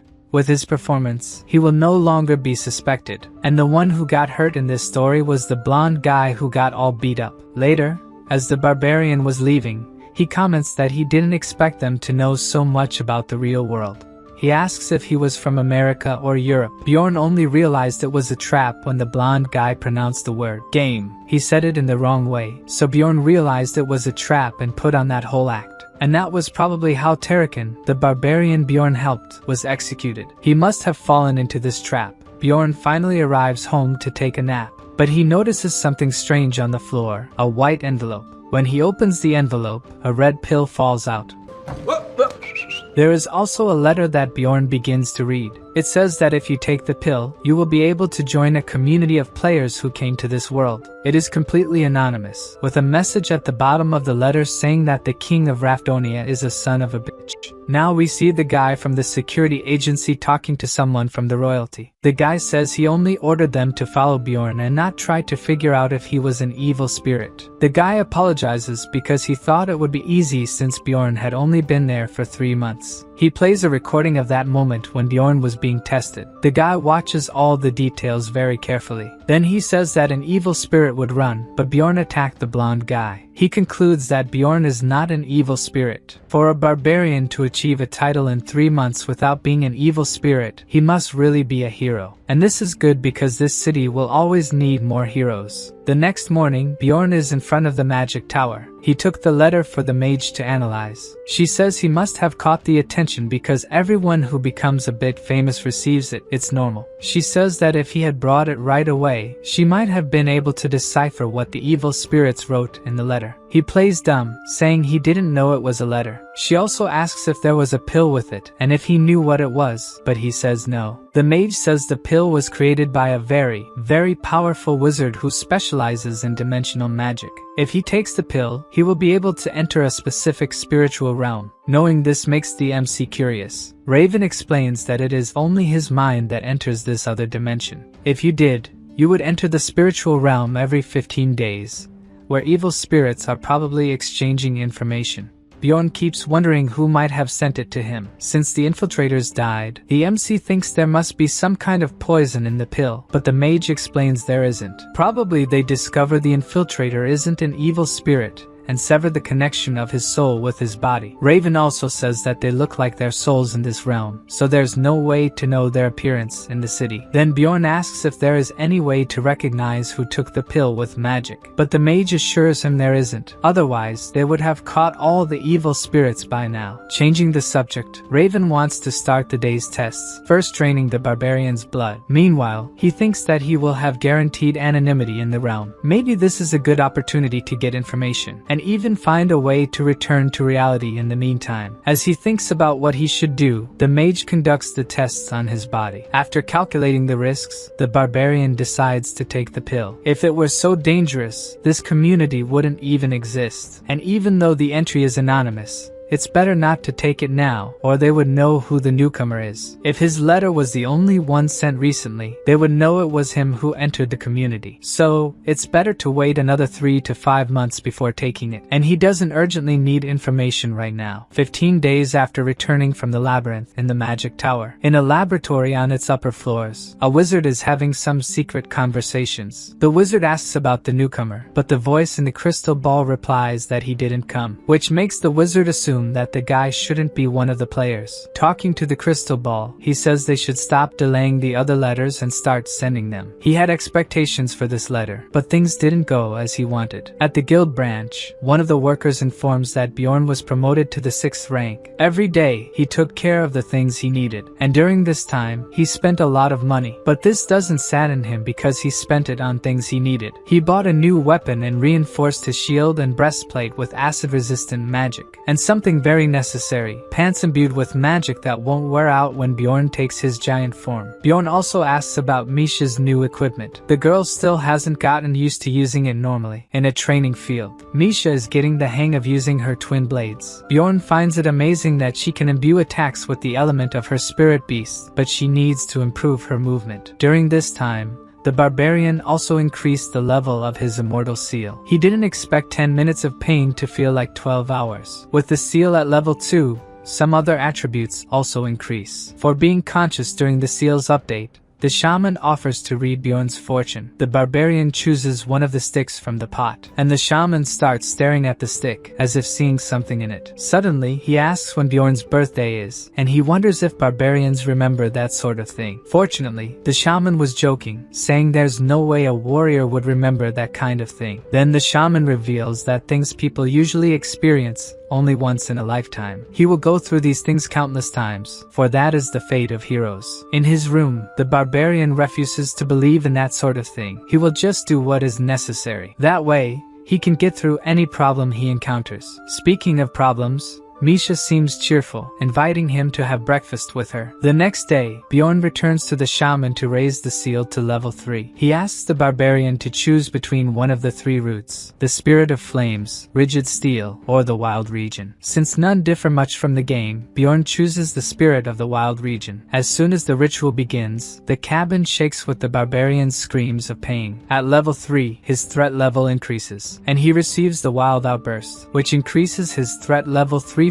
and enhances his physical stats. By wounding monsters, his physical stats increase, which is perfect for a tank. With gigantification, he increases his threat level even more. Bjorn certainly didn't expect so many advances in just 3 months. Suddenly, the shaman whispers in his ear that he can go now. But before that, there is something he didn't say about the barbarian's destiny. The shaman says he attracts people with hatred in their hearts and must stay alert to them, or he might get hurt. After that, he withdraws while the shaman remains silent. Outside, Bjorn is thinking about what's left to do now that he has achieved level 3 of the seal. Then Einar appears in the bushes, calling for him in a low voice. In the thicket, she congratulates him on the title of Little Valkan and is curious to know about everything that happened. The girl's eyes even sparkle when she hears the story about his last trip to the labyrinth. Feeling a bit more at ease that he was with Hikarat and the team, and not just strangers. Bjorn is worried that she has lost a lot of weight, but she tells him she's condensing her muscles, which, to the barbarian's shock, even she doesn't quite understand what it is. Suddenly, a voice shouting calls for her, and the girl says she has to leave. The barbarian is worried, but according to her, she just needs to train twice as hard. Before leaving, she calls for Bjorn once more, saying she's happy that he's doing well. He's no longer desperate to survive. Somehow,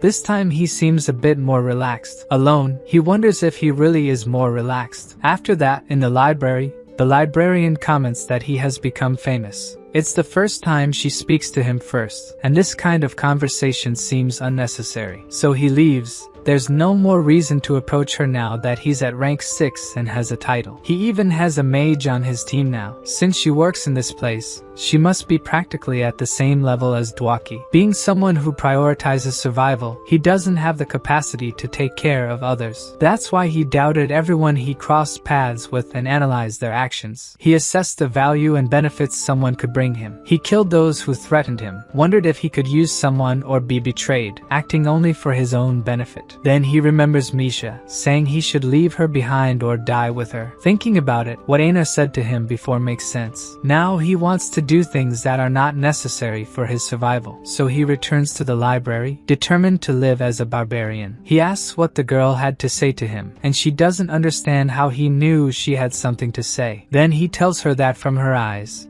it seemed she wanted to say something. The next day at a cafe during lunchtime, Bjorn is trying to get through the door that, even being normal-sized, is small for a barbarian. As soon as he enters, a woman he thinks is his client calls for him at a table. Shavin is the deputy director of the 7th rank administrative agency of Levision. As revenge for being called to this place, he orders beer and meat since he doesn't like sweets. Then he asks what she wants, and Shavin reveals that the librarian's name is Lagna. Even though she's not a noble, there's something behind that name, but Bjorn wants to know the reason he's there. So Shavin reveals that they patrol the sewers looking for criminals and tax evaders. But the people who did this died in the 3rd floor incident of the labyrinth and need replacements. To Bjorn, there are better people for this, thinking that evil spirit hunters might have something to do with it. But in reality, she wants him for the job because he's popular at the moment. She's very excited to meet him, like a fan. The salary Shavin offers is nothing amazing, and she says her agency is demanding with who they hire. So Bjorn concludes that he will seem more trustworthy to others if he works with them. This will be his first mission after gaining the title, as no one trusts barbarians. Therefore, the MC excitedly accepts the job. After that, he leaves, and Shavin thinks it's been a while since she met someone so interesting. She was curious after Lagna commented about him, and apparently, he knows nothing about her past, nor do we. For the girl, it was already time for Lagna to make some friends. 2 days later, at the entrance of the sewers, Bjorn and his group realize how much the place stinks. At the entrance, they are instructed not to lose the map and to return the lanterns when they come back. Bjorn talked to the group the day before, and the dwarf was excited to go to the sewers to see ghosts. Dwaki also wanted to go, as all he does lately is read. Since it's an easy place to get lost, Ron Miller also decides to go to train his new skill. To improve her twin blade skills, Misha also decides to go. Bjorn believes that in a place like this, Ron Miller's skills will be of great help. To light the way, Dwaki uses a light spell. While they walk, the dwarf talks about rumors that a terrible monster lives down there. Then Misha asks if the mage believes the monster exists, and according to him, all the trash from the magic tower goes to the sewers. If there were any kind of potion or reagent that came into contact with a monster's body, it should be possible. The barbarian listens to the duo's conversation in silence. Remembering that they said nothing strange happened there for 2 years, such a creature shouldn't exist. Suddenly, Rod Miller stops walking. Bjorn asks why he stopped, and the guide reveals that even without smelling very well, he senses that there's someone else down there with them. Then Bjorn prepares to fight. Since Rod Miller has the essence that gives plus 56th sense, he must be right. At the same moment, Misha finds a guy inside the wall. Bjorn grabs him with one hand and gently throws him on the ground. The guy, seeing no options and scared, charges at Bjorn with a knife, but the poor fellow is easily stopped by the giant barbarian, who already breaks his arm. Now the group starts interrogating him to find out what he was doing hidden there. Bjorn asks if he is mute since he isn't saying anything, but he starts crying and begs them not to kill him. He was just hiding because he has no money to pay the city tax. Rot Miller and the dwarf say that this can't be true because that mark on his forehead is for someone who committed a serious crime. Bjorn says that if they capture him alive, the agency pays 5,000 additional stones, but it's too much work for little profit. Then the guy, terrified of dying, says he will give information if they let him live, but the monstrous barbarian doesn't want to believe him. Then he says that a woman with many undead stole his hideout, and she must have a lot of money. Bjorn gets nervous, thinking it might be her. The woman who attacked them in the labyrinth, Elisa Vihench. Misha asks what they will do now, and Bjorn says if it really is her, They can't let her roam free like that. Everyone agrees, and half an hour later they are being guided by their newest guide dog. Sometime after walking and affirming that the place is very complex, they come to a staircase that descends into a sort of tunnel. Bjorn asks the prisoner if there are other exits, but the prisoner says this is the only one. Then Bjorn chuckles and says this time he will show her what justice is. They all go down while the prisoner goes ahead. Suddenly, they arrive at a pile of bodies thrown on the ground, and Bjorn yells for them to get back, saying she set a trap. The poor prisoner was left to take the fall. Suddenly, we see someone moving suspiciously. Elisa is surprised, thinking that her magic has been activated, perhaps by the people in the temple. She is worried because she hasn't found the path to the underground city yet. At this moment, the mage needs an offering to protect herself. Due to Elisa's spell, the fugitive's HP is decreasing. Bjorn is tying up the guy. He almost perished when the magic was activated. He asks about his companions, and fortunately, they are all well thanks to him. The same cannot be said for the guy, whose HP is now 0. The group thinks that thanks to him going ahead, the others were able to stay safe. Before they proceed, the dwarf notices that the guy had an identification badge. It was another Hans who crossed paths with the barbarian and didn't end well. While the dwarf suggests they can use the badge as evidence, Bjorn has a bad feeling about it. Nevertheless, they continue and reach Hans's old hideout. The group realizes that the person they're looking for isn't there, but something catches the mage's attention. Ryal senses some mana and believes it's coming from beneath the ground, so Bjorn throws his armor on the ground, saying he's going to destroy the ground, despite the mage warning that it won't work against magic. The barbarian activates his gigantification ability. If he can't destroy it with brute force, it means he's not using enough strength. The whole group is shocked to see what Bjorn is doing. He's really acting like a barbarian, trying to destroy the ground. And indeed, his tactic works. Rod Miller says he smells that woman. It should be safe if they check the area. Since his sixth sense didn't detect danger, they decide to move forward. Then we see someone almost out of breath. The guy is running through the underground city of Nork. He opens a door shouting to the vice captain that the door was destroyed. The vice captain questions if it was the royal family, but he explains it wasn't. The door had been forgotten since the incident with the Karui cult, and as it might be a fleeing priest, they need to check it. To handle this,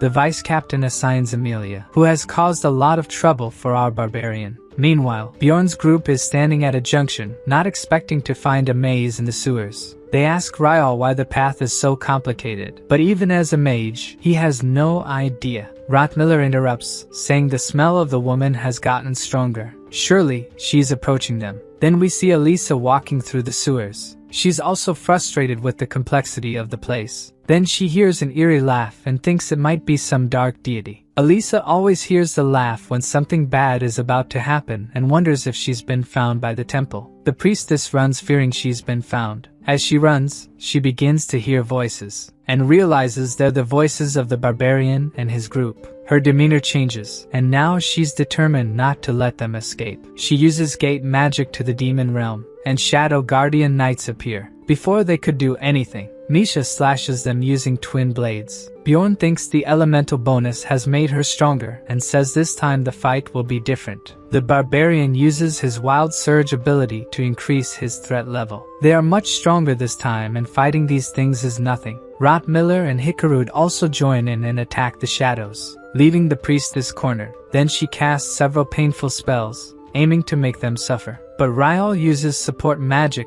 Brilliance, to block her attacks. Unaffected by the spell, Bjorn eliminates the shadows protecting her and tells the mage to attack. But it seems he wasn't ready yet, and Bjorn urges him to hurry, about to strike the priestess, who uses a magic that prevents physical attacks before the barbarian could hit her. To stop this, Ryal finally casts his spell, cancelling the magic Elisa had used. Thus, she's caught by the barbarian and slammed to the ground. The rest of the group watches, and Ryal asks if they shouldn't take the priestess alive to collect the reward. Exactly for this reason, Bjorn ties her on his back to take her back. He praises the work of his companions, and when asking Rotmiller to guide them to the exit, he realizes they're down. At that moment he's paralyzed due to basilisk poison, even though the poison has less effect on him. As Amelia approaches, he thinks things were going too well until now. She asks if he's managing to move even while poisoned, and says he's much stronger this time. Bjorn recognizes her as the psychopath he met in the land of the dead. Amelia looks down, where Misha and the others are asleep, and asks if it's because of them that the barbarian isn't fleeing. Bjorn says he doesn't know why she would ask that, thinking she's there to finish him off. After becoming famous, he thinks Amelia sees him as a threat and took advantage of him going into the sewers to finish him off. He states that he kept his promise not to talk about her to anyone, so why did she follow him here? She says he was the one who invaded this place by opening the door, and asks how he knew about the location. Bjorn doesn't understand what place this is and asks for an explanation, and she asks how he opened the door. If she's referring to the door, he broke it with his weapon and asks if there's a problem with that. The barbarian only did this to capture Elisa, and Amelia realizes the person lying on the ground is the priestess of Kuri they were looking for. So Bjorn tries to leave, but the girl says she can't let him go after discovering this place. He asks if he can swear not to tell anyone about this place, but it seems things are different now. Then the barbarian starts removing his equipment. Bjorn asks if she knows the two ways to make someone furious. The first is not finishing a sentence, and the second way is, he angrily hurls his mace towards her. Even caught off guard, she manages to dodge it. Then he raises his shield, and throws it like Captain America's shield. He takes advantage as Amelia dodges the shield to close in on her. By the time she realizes, Bjorn is practically on top of her, but the girl is skilled and still manages to evade him. As expected, she moved just enough to dodge him, so Bjorn should do something she doesn't expect. He activates his gigantification. With his arm larger, he manages to grab the girl this time. Finally, he's going to land a hit, and indeed, the punch lands square in the face. As he decides to deliver the second, he realizes something's wrong. Amelia is holding a dagger with an aura and could cut his whole arm off this way. To prevent this, he uses the burst of flesh and his acidic blood hits her. Even taking another hit, Amelia doesn't retreat and tries to strike him with the dagger, so he changes tactics. This time he kicks her, catching her off guard. Bjorn sees she's quite injured and gets excited, thinking he can defeat her. Then he hears Amelia's voice coming from behind him and wonders why. She used automatic replication and is going to hit him with the Asura kick. Shocked by her use of automatic replication, he doesn't have time to dodge the attack. He only survives because of his passive ability, Darkness Source, and the effect of the essence of the immortal. Amelia finds his regeneration power incredible. She only used a healing potion, despite his condition. Then he quickly gets up, wanting to know why she let him live. According to her, Bjorn hasn't changed at all and asks why he attacked her out of nowhere instead of talking first. He thought he had no choice because she wanted to kill him, and Amelia asks how he came to that conclusion. As she said she couldn't just let him go, Bjorn thought she was going to finish him off, and asks what she's planning to do with him then, even though she says she won't kill him. Bjorn was about to grab his mace as a precaution. Amelia tells him to drop the weapon, even if it was just in case she changed her mind. The barbarian tells her the best way to defend oneself is to attack first. As she's injured, he asks why she didn't take a potion, but she reveals she can't. It seems there are essences that don't react well to potions, so she hands something to Bjorn. It's called Leet's Blessing, a remedy made by an alchemist from Nork that erases memories up to an hour before. Bjorn asks why she's doing this instead of killing them and getting thousands of stones in return. Amelia gets annoyed that he would think she's that bad. Either way, she makes him take the remedy. A much better solution than being killed. The barbarian asks if there are any side effects, but as far as she knows, there aren't any. Before he falls asleep, Amelia asks what the other way to make someone furious was. But Bjorn is already very sleepy, and he sleeps before he could answer. Leet's blessing is melting inside his soul. Suddenly, the barbarian awakens. His soul couldn't receive the blessing and it is being removed. The next morning, at the administrative agency, Bjorn receives the reward for Hans and an additional bonus. Then he meets his contractor who explains that he won't need to pay for the destroyed equipment. Come to think of it, they almost died in the sewers. He remembers waking up in the sewers, his headlamp and recording device broken. What Amelia said must have been true. The group had memories up until they found Hans' hideout. But for some reason, his memories remained intact. The group didn't remember anything about capturing Elisa. Rod Miller explains they must have fought her, but she woke up and used some magic to erase their memories. For Ryal and the dwarf, this makes sense. What matters is they defeated her in the end. As soon as they left the sewers, Shavin and the librarian were waiting for them. Since they were late, they went to look for them, though Bjorn doesn't think they would be much help. The mage says she only came because Shavin insisted. She must have a lot of money for equipment. Even saying that, Shavin claims it was the mage who was really worried about them. Misha becomes curious and asks Bjorn who they are. The girl doesn't like it much after finding out the mage is the one who takes care of the library he always goes to. After that, a paladin appeared, thanking them for capturing Elisa. As soon as he arrived at the agency, several girls started commenting on his ability to grow large. Of course, the barbarian gets annoyed by this. He's not some zoo animal for them to comment on. So Shavin hits the table to get their attention. If they don't want to be reported, they better stop. With that, she is forgiven for making him go to that cafe. Then Bjorn says he needs to go. His companions are waiting. But before that, Shavin invites him to the library when he has time. Lagna is preparing something for him. After that, we see the dwarf laughing. The group is gathered in a tavern eating and having fun. Already drunk, Hikarud starts calling Bjorn the goddess of fortune. The reward for capturing the priestess was 10 million stones, an astronomical amount. Since they don't remember Bjorn's hand exploding, or that he was decapitated, it seems very easy for them to have won the reward. At the table, Misha says she needs to talk to the barbarian and asks him to come closer. As soon as she starts saying something about her father, someone recognizes Bjorn and interrupts them. The guy remembers he's Hans Horge, Hans number 2 that only the novels Bjorn knew. He suggested the barbarian go to the guild after Aina left his group. Hans wants to join them, but Bjorn refuses, saying he has nothing to talk to him about. After all the bad experiences with Hans, he can't trust any of them and tells the guy to disappear. Having scared the guy off, he moves away from Bjorn and his group. The tavern door opens. 2 Moslin enter, one of the most powerful knight organizations where only those of noble origin can enter. They'd found what they were looking for, pointing at the barbarian. This reminds him of the shaman's words. It seems something bad always happens when he meets a Hans. The knights approach, and one of them says Ryal is arrested for slandering nobles. Bjorn is stunned. They're not after him this time. Ryal, who drank too much, barely knows what's going on.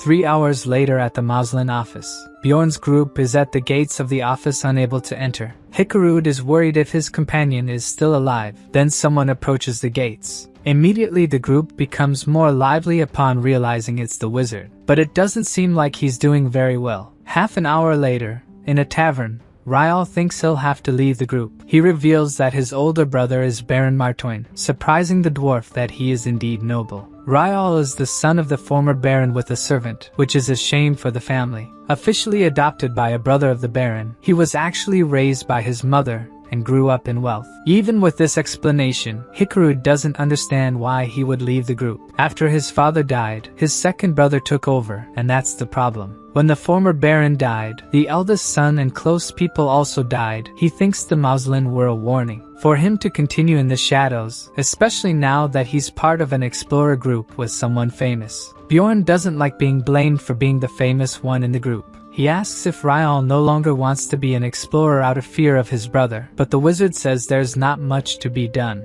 As exchange, to avoid punishment for defamation, he was banned from the labyrinth, remembering that there are only 9 days left for it to open. The group decides to discuss this further the next day, and Bjorn tells Misha that he needs to stop by the library. She finds it a bit strange to go at this hour, and Bjorn says he has business to settle with the librarian, and she can rest even though she insists on going with him. He gets annoyed when she says she had nothing to do at home and tells her to train if she has free time. The poor girl was thinking of taking the whole day off and only training the next day. The library door opens. Bjorn remembers he never introduced himself to Lagna. She knew who he was and says it's almost closing time. She wants to know why he came there if not for books, as Bjorn said. Bjorn says her full name with a serious expression. When he tries to invite her to the labyrinth with him, Lagna interrupts and declines immediately. He says it's okay then. If she's someone so bad she can't even enter the labyrinth, he can't do anything about it.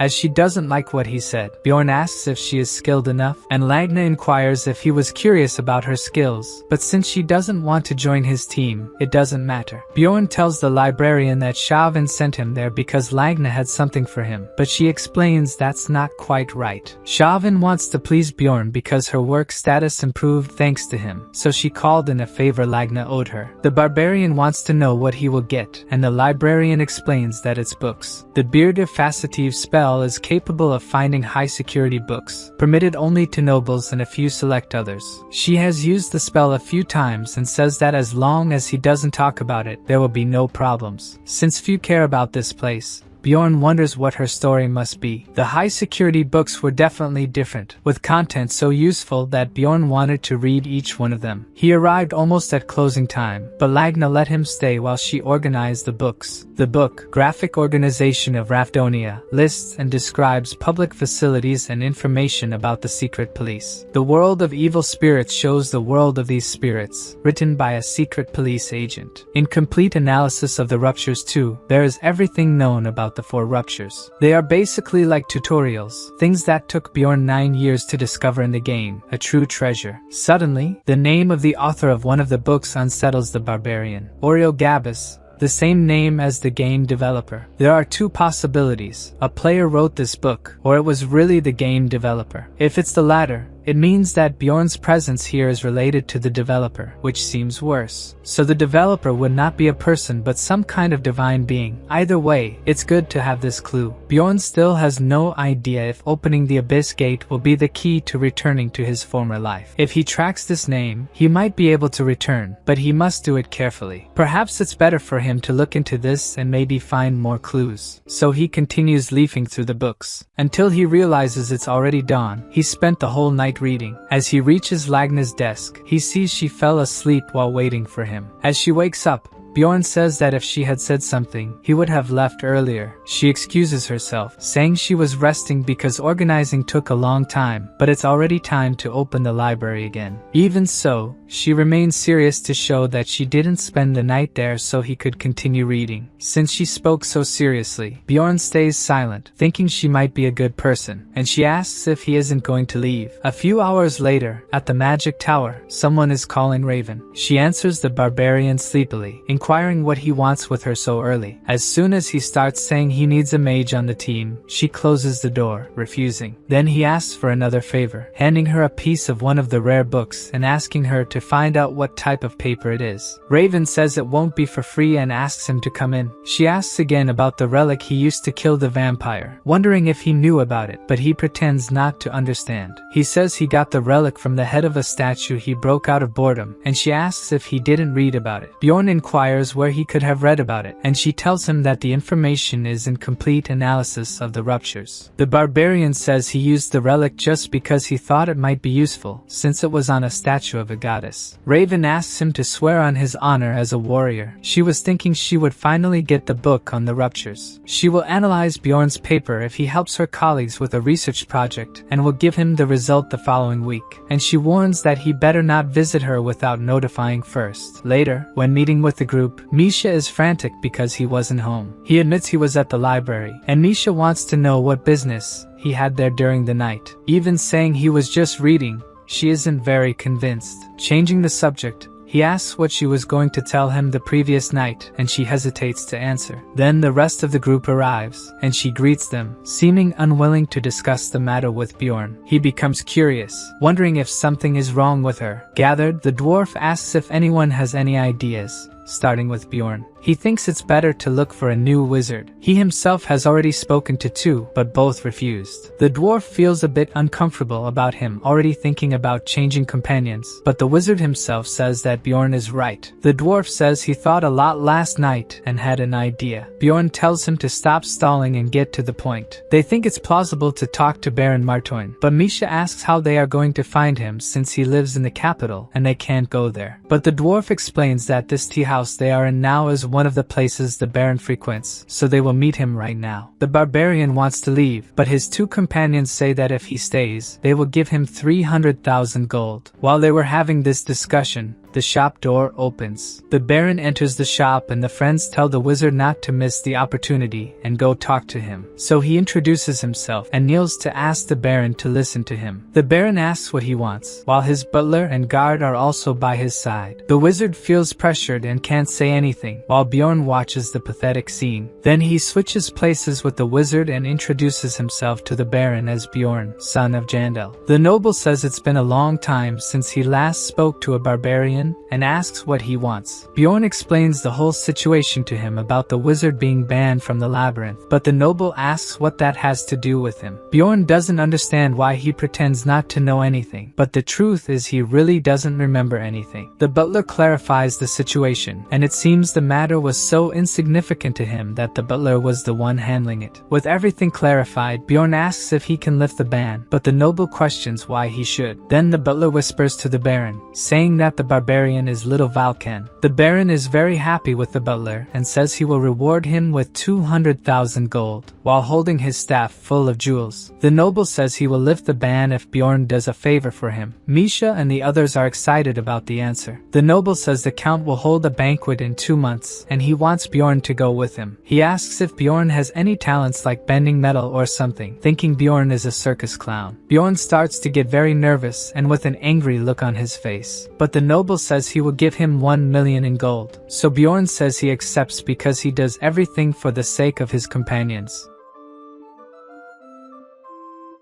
The next morning, the group meets the wizard who seems exhausted. At least he managed to get permission to enter the labyrinth again. With that, Bjorn thinks it's a good thing to have power and needs to start making plans to achieve a higher position. After that, Haikarad hands over the reward he had offered, but none of them accept it, and apologizes for the MC setting aside his warrior pride, but to Bjorn, it doesn't matter since he will gain 1,000,000 stones. The dwarf insists that he will not forget what happened, and will pay him back somehow. But since the favor benefited Dwaki, he says he will reimburse Bjorn with 10 times more. Time passes quickly after that, and soon the day arrives when the labyrinth opens again. Once again, young barbarians cross the MC's path, who guides them on the warrior's path. Since they think they will become famous warriors like him if they follow this path, they are all excited. Bjorn wishes them luck and departs, while the youths shout that little Valken is a great warrior, and even gave them advice. Seeing their reaction, the dwarf says that Bjorn is really nice to his race. According to Bjorn, he just did what he could, as learning through experience is much harder. Then his expression becomes serious as he recalls that a few days ago, the barbarian Carrick mentioned that he worked as a guard for a team, and that his companions likely perished. If the barbarians had better prepared the youths for the labyrinth instead of teaching traditions, they might have survived. In Bjorn's group, they are discussing Rot Miller leaving his weapon in the treasury room normally, until the barbarian arrives to complete the group. This will be his 4th time in the labyrinth, and he wonders what will cross his path this time. He knows that problems will arise again, and needs to be ready to deal with whatever comes his way. On a screen, it shows that the character has entered the crystal cave. A hint shows that he has reached the maximum essence level and needs to hunt more monsters to level up. Thanks to the starting location, the group was able to reach the stone desert in just 9 hours. They hunted all kinds of monsters to gain XP. Even so, they managed to reach the portal to the next level in just 4 days. On the screen,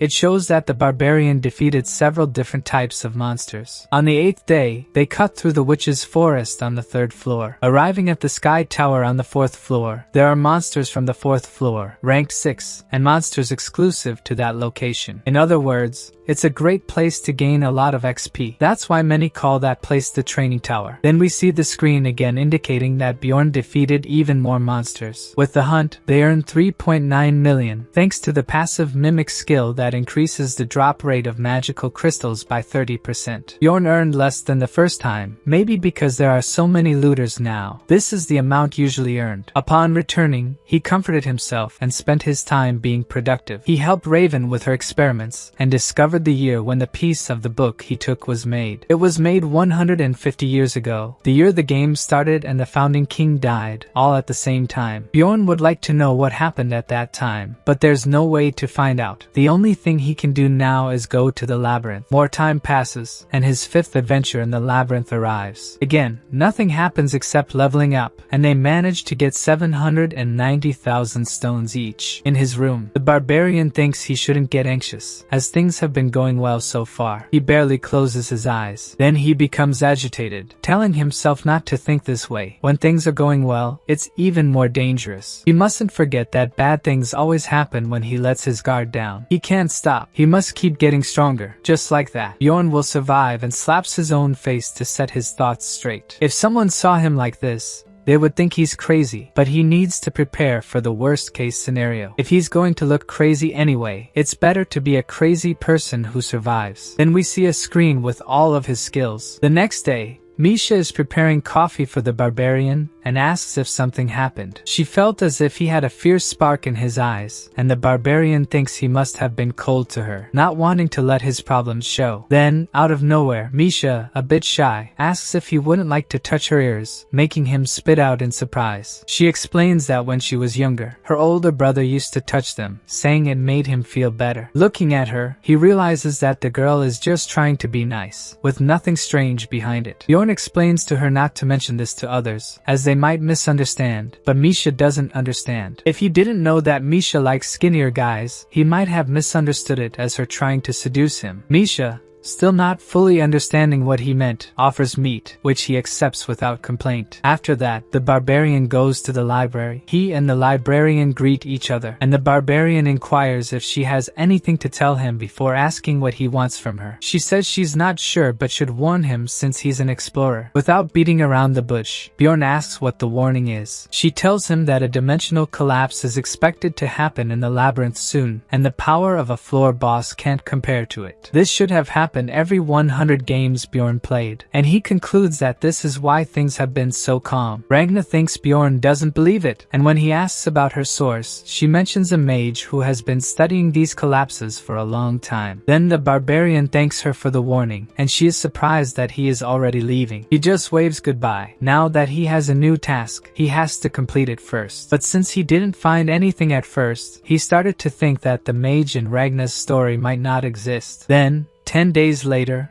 rumors of it spread, and Misha rushes to alert him about the dimensional collapse. In a tavern, the barbarian notices that several people are talking about it. For a rumor to spread like this, there must be some source, but there is none. Maybe someone is spreading it intentionally. The barbarian is frustrated, wishing to hear information from more hidden sources. But a barbarian cannot access that kind of information. He has only one way to get it. He intended to wait 3 months before taking the pill, but swallowing it, he thinks that 2 months should be enough. The pill goes down his throat. Now he just needs to wait. Then he glances at the clock, and we see the message on the monitor that the character took GB 027. His soul is pulled into a different realm, where, with his human appearance, he wonders what place this is. In what seems like a Korean police station, someone is reading Bjorn's personal information. A man says that his company reported his disappearance after he missed work for a month, and another mentions that he only has his mother. But when she was notified of the disappearance, she said she didn't care. Thus, the guy is curious about why this disappearance case is being passed to them. The cameras show him entering his home but never leaving, and all the windows were locked, which is definitely strange. It's a unique case. There are no signs of forced entry or missing items in the house, and he hasn't used his credit card during this time. The clothes the MC was wearing were also found, as if his body had disappeared while wearing them. The guy thinks whoever did this is crazy and wants to send it to forensic analysis, but first, his colleague wants to show something. He shows the monitor that was in the missing person's room, surprising the other by being inexplicably on. The monitor displays Bjorn's information within the game, according to what he has achieved. In shock, the policeman asks what that is. According to his colleague,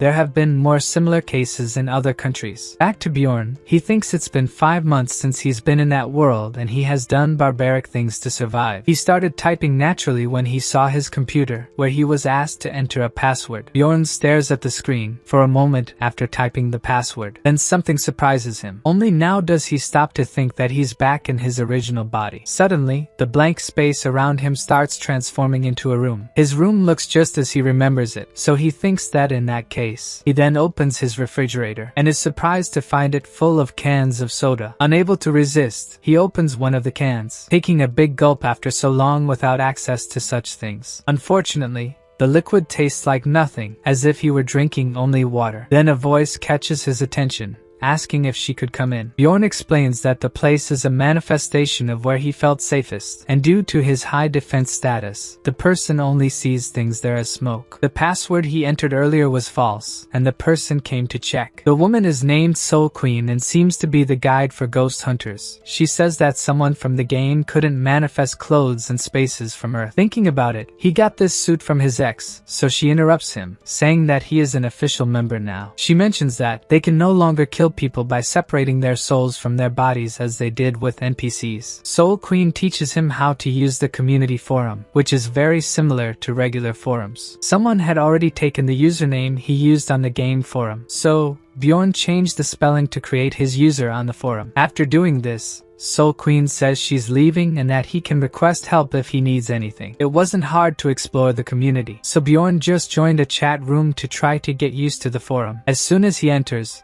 his body is teleported to the room, and several guys welcome him. The room leader asks where he's from and requests that he make his nickname visible and introduce himself. The leader, Darnman, explains to Bjorn that just thinking about it will make it appear. He can manifest things with his thoughts there. Bjorn thinks he should act as if using a skill and introduces himself as Elfnunna. Everyone is shocked to see the nickname, as it was the person who wrote the status analysis and whom they thought was a developer. And Bjorn is shocked by the group's reaction. They are excited to talk to Bjorn, who explains that this is a nickname he used to use. After about 3 years of the game, he summarized the status, but it had about 100 views, so he doesn't understand why they comment as if he were famous. Thinking about it, Soul Queen asked if he was a fan when he chose that nickname. Maybe he became famous without knowing. Since he doesn't want to receive all this attention without knowing the reason, he says it's a misunderstanding and that he's just a fan, showing that there's an extra N in his nickname. They immediately become disheartened, and the leader reassures them that this is understandable. After that, he ends up alone, and a guy passing by notices him. The guy asks how many years he has been there. As it might sound strange if he tells the truth, Bjorn says it's been 1 year, and the guy thinks he took a long time to receive the letter. Most people receive the invitation early when it's more obvious they are evil spirits. He praises that the MC must be a good actor and must know what's happening in the real world, where 70 days must have passed by now. Pink Eye explains that 5 months there correspond to 1 month on Earth, and Bjorn wonders if anyone reported his disappearance. He learns a few things from Pink Eye about how to return. The guy says there are many theories, but no certainty. Regarding the first player, the guy says they must have arrived there about 20 years ago, when the community was created, and finds it incredible that they finished the game in just 5 years. Bjorn agrees, but his ego as a veteran is shattered. All of them reached the Abyss Gate before him and must be impressive, so Pink Eye asks what difficulty he played on. Bjorn is puzzled by what the guy means. Pink Eye thinks it couldn't have been on the original. In the remake, what difficulty did he finish? In Korea, it should be called cheat mode, a game file that was released which allowed changing XP and item rates. Proudly, the guy says he completed it using the 50x version. At that moment, Bjorn understands how all these guys finished the game. The pink guy then asks at what multiplier the protagonist completed the game, and even though he finished the hardest version which didn't allow changing the multiplier, he says he did it at 50x as well to avoid suspicion. Apparently, the person who created that place won playing at 15x. At this moment, Bjorn is more than irritated. Then we see someone asking if the other person took the computer. The woman says yes and that they erased their memories to avoid having articles about it, and the other person asks about the man. According to her, he was ordinary in every way, and the old man adds that he was ordinary except for the game. He was quite formidable, and the elder questions whether he surpassed the legacy of Oreo Gabby. She says that the world building was excellent, but it was closed 5 years ago because no one could finish it. But since he was able to finish it, maybe it wasn't a flawed game. This piques his curiosity about Lee Han-soo, the only one who managed to reach the end of a game that everyone thought was impossible. How far will he go? Talking to Pink Eye turned out to be beneficial in many ways. He remembers discussing what they miss eating, and Bjorn mentioned he would like a hot soup with rice. For him, this is the most efficient food he has ever had. Having such a conversation helped relieve his stress. He realizes there's little time left before that space closes. So, it's better to search for information about the dimensional collapse in the trading market, where information is bought and sold with ghost points. The place is filled with information, and every 100,000 GP is equivalent to 2 million stones. Thus, Bjorn looks for the most expensive information. The most efficient method, where there are many requests for information about skills and how to defeat floor bosses. He joins a request for information about the boss of the first floor and earns 70,000 GP. In another request about a hidden piece on the 6th floor, he earns another 139,000 GP. The MC smiles, proud that there's nothing about this game he doesn't know. As soon as he posted his request with the points he earned, a player asked to talk to him. The guy asks if he wants to know about the Terratane school and the mage Sharno Fergan. If Bjorn asked about the collapse, he could get false information. So he decides to ask about the source of the rumor, and questions what this mage has done recently. The guy asks if he wants to know about the dimensional collapse, and Bjorn thinks he has found the person with the right information. It seems true that the mage talked about the collapse, but the guy assures that it's not going to happen. He says it's a story involving high-rank people, and to be sure, Bjorn offers him an extra 20,000 GP. The guy explains that the Terratane school focuses on dimensional magic, specifically on labyrinth studies, and the mage wanted to conduct a study. So, they must have spread the rumor about the collapse to have fewer explorers in the labyrinth. Bjorn is curious if it would be a problem to tell him this, but the guy says he's selling this information. Moreover, the royal family will soon control this rumor. Since there will be fewer explorers, the number of magic stones will also decrease. Having received the information he wanted, Bjorn says he will pay what he promised, but the guy refuses, saying he was too tough on a companion like him. This makes Bjorn certain that this guy is so well established in this world that the amount means nothing to him. That's why he knows information that the MC had so much difficulty accessing, and it reminds him of when he started. The MC is in a harsh reality ruled by the principle of survival of the fittest. Back in his room, Bjorn reflects that he still has a long way to go. Perhaps that's why it's so much fun. The man who wanted information about defeating the first floor lord, the woman who wanted information about Skull Island, and the man who was in front of him a few moments ago. The places they took years to reach, the thought of never reaching them never even crossed his mind. The screen continues showing updates on Bjorn's achievements, and the man monitoring them thinks Bjorn must be completely insane. He asks how many made it to the first floor on their first attempt, and the woman says 117, but none of them in the bad conditions Bjorn is in. It's hard to believe these stats even for someone who has played for years, and Bjorn achieved them in just a few months. The woman says that with a bit of luck, it's not impossible, but the guy interrupts, saying that if it were that easy, there would be similar cases. The man concludes that Bjorn is an outlier. Generally, the more examples they have, the less the variable of luck affects. But sometimes there are cases like this, for the first time, making the impossible possible. In simple terms, becoming the number one case. The man continues to review information about the barbarian. A message appears noting that this is abnormal growth and that the moderator is watching the character. The man recalls when everyone called the game a failure, and he left his last words. He had only made a rational judgment. If even one finished the game and could be sent, that side would have a greater chance. Then the MC opens his eyes, realizing that he has returned. As they said, 1 hour there is 1 second in this world, and only 13 seconds have passed. But he must be careful, as he is vulnerable during this time.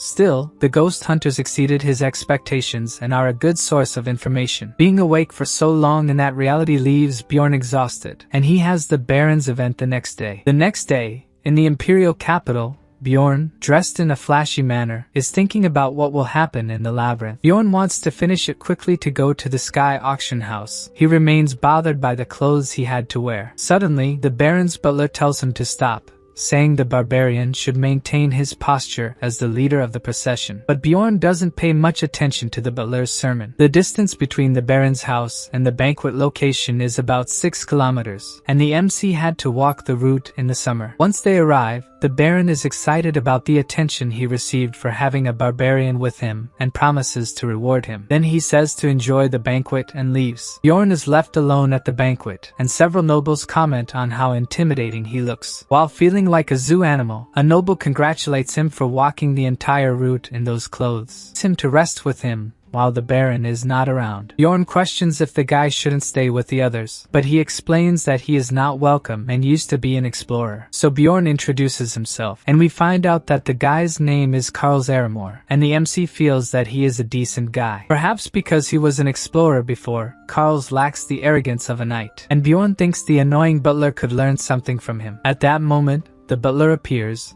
irritated that Bjorn is resting, and Karls asks him to stop, since the barbarian is resting because he asked. Then the butler whispers that people won't like seeing Bjorn resting, that they will think he is weak and that today he must be a warrior of steel and blood. Remembering that he will receive 1 million stones as payment, Bjorn accepts the suffering for one day. He puts the helmet back on, presenting himself as the warrior of steel and blood who rejects civilization, and, as a wild barbarian, he lets out a roar in the middle of the banquet. The nobles look at him, some scared, and others excited by what they saw. Even with the butler questioning what he just did, Bjorn says it just seemed like the right moment. He then goes to the banquet tables and starts devouring the dishes vigorously. The guests get excited, commenting that, as expected from a barbarian, Bjorn can't control himself. Initially, this worries the butler, but he soon takes advantage of the fact that people are enjoying the barbarian's attitude. Then Bjorn puts his hand on the butler's shoulder, saying he wants to crush his skull. In a panic, the butler says Bjorn is going too far with his joke, but with a scary face, the MC asks the butler if it looks like he's joking. This makes the butler remember the madness Bjorn had caused in the guild earlier. The man is completely terrified. He says he needs to do something and that Bjorn can rest. Then he moves away from the barbarian, and Karls laughs, finding the butler's state amusing. For the MC, this banquet is starting to be fun. After enjoying himself as a true barbarian for a while, some nobles who were curious came to talk to him. 2 noble girls ask if they can touch his arm.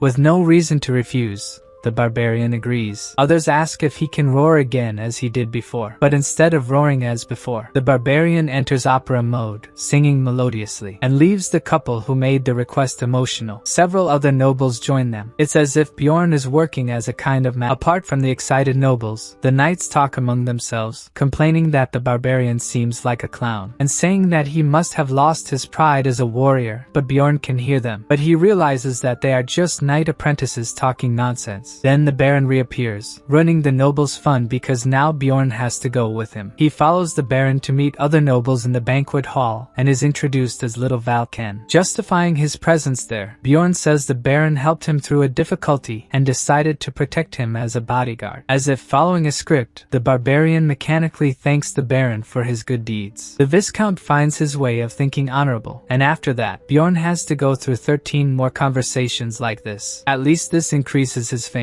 In that hall, there were fewer than 15 nobles, and Bjorn was introduced to all of them. After the introductions, the barbarian started talking to people who were looking for the Baron. They comment that Bjorn lives up to his nickname. Then a knight in armor appears, greeting the Baron. He did not expect to see Bjorn there, and the Baron is surprised that Bjorn knows Captain Kravitz. Paul Kravitz is from the Order of Lietlas, god of exploration and stars, the captain of the 3rd Order of Paladins. He invites Bjorn to visit the order whenever he needs someone to rely on, as he will always remember what Bjorn did for them. The captain gives a summary of what Bjorn did for them, keeping everyone entertained. This makes the Baron cast a look at the barbarian, commenting that he is more impressive than he imagined. Half an hour later, the nobles excitedly mention that Count Ferdahilt is there. According to the Baron, the Count was very eager to meet the barbarian, and he has a bad feeling about it. The Count cheerfully says he was looking forward to seeing Bjorn and didn't imagine his fame had reached the nobles. Even in the game, Bjorn had only had such an event after a long time of playing, and the Count praises him happily. Suddenly, the Count says he has an idea, mentioning that there will be an upcoming Knight Apprentice training event, and asks if the barbarian would like to participate. Despite his bad feeling, the barbarian agrees, and several apprentices around disdain his skills. The prize for the winner is the numbered item 7777,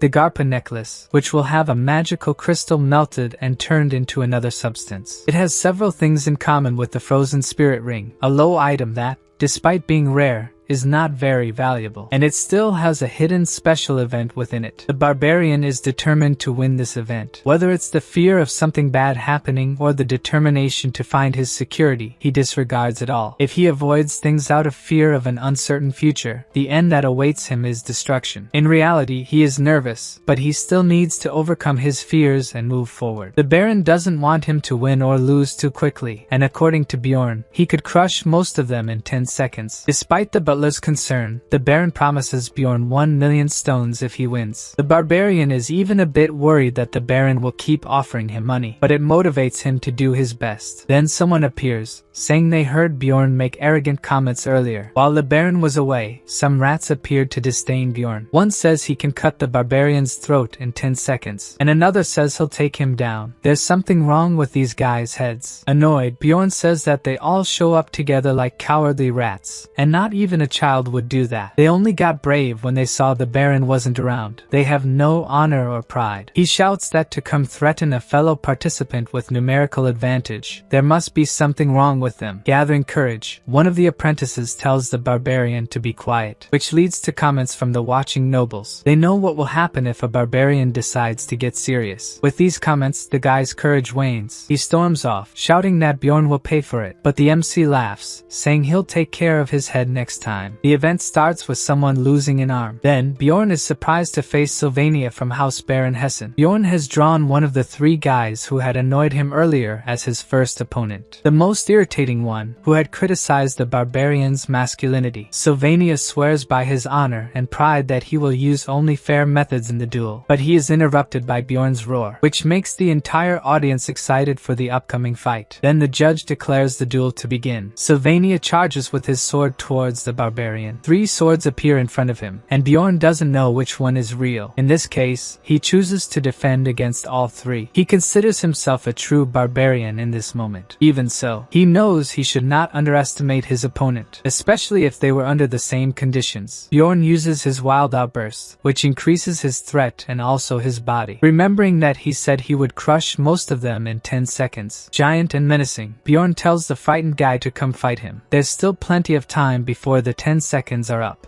Guys, the video is over.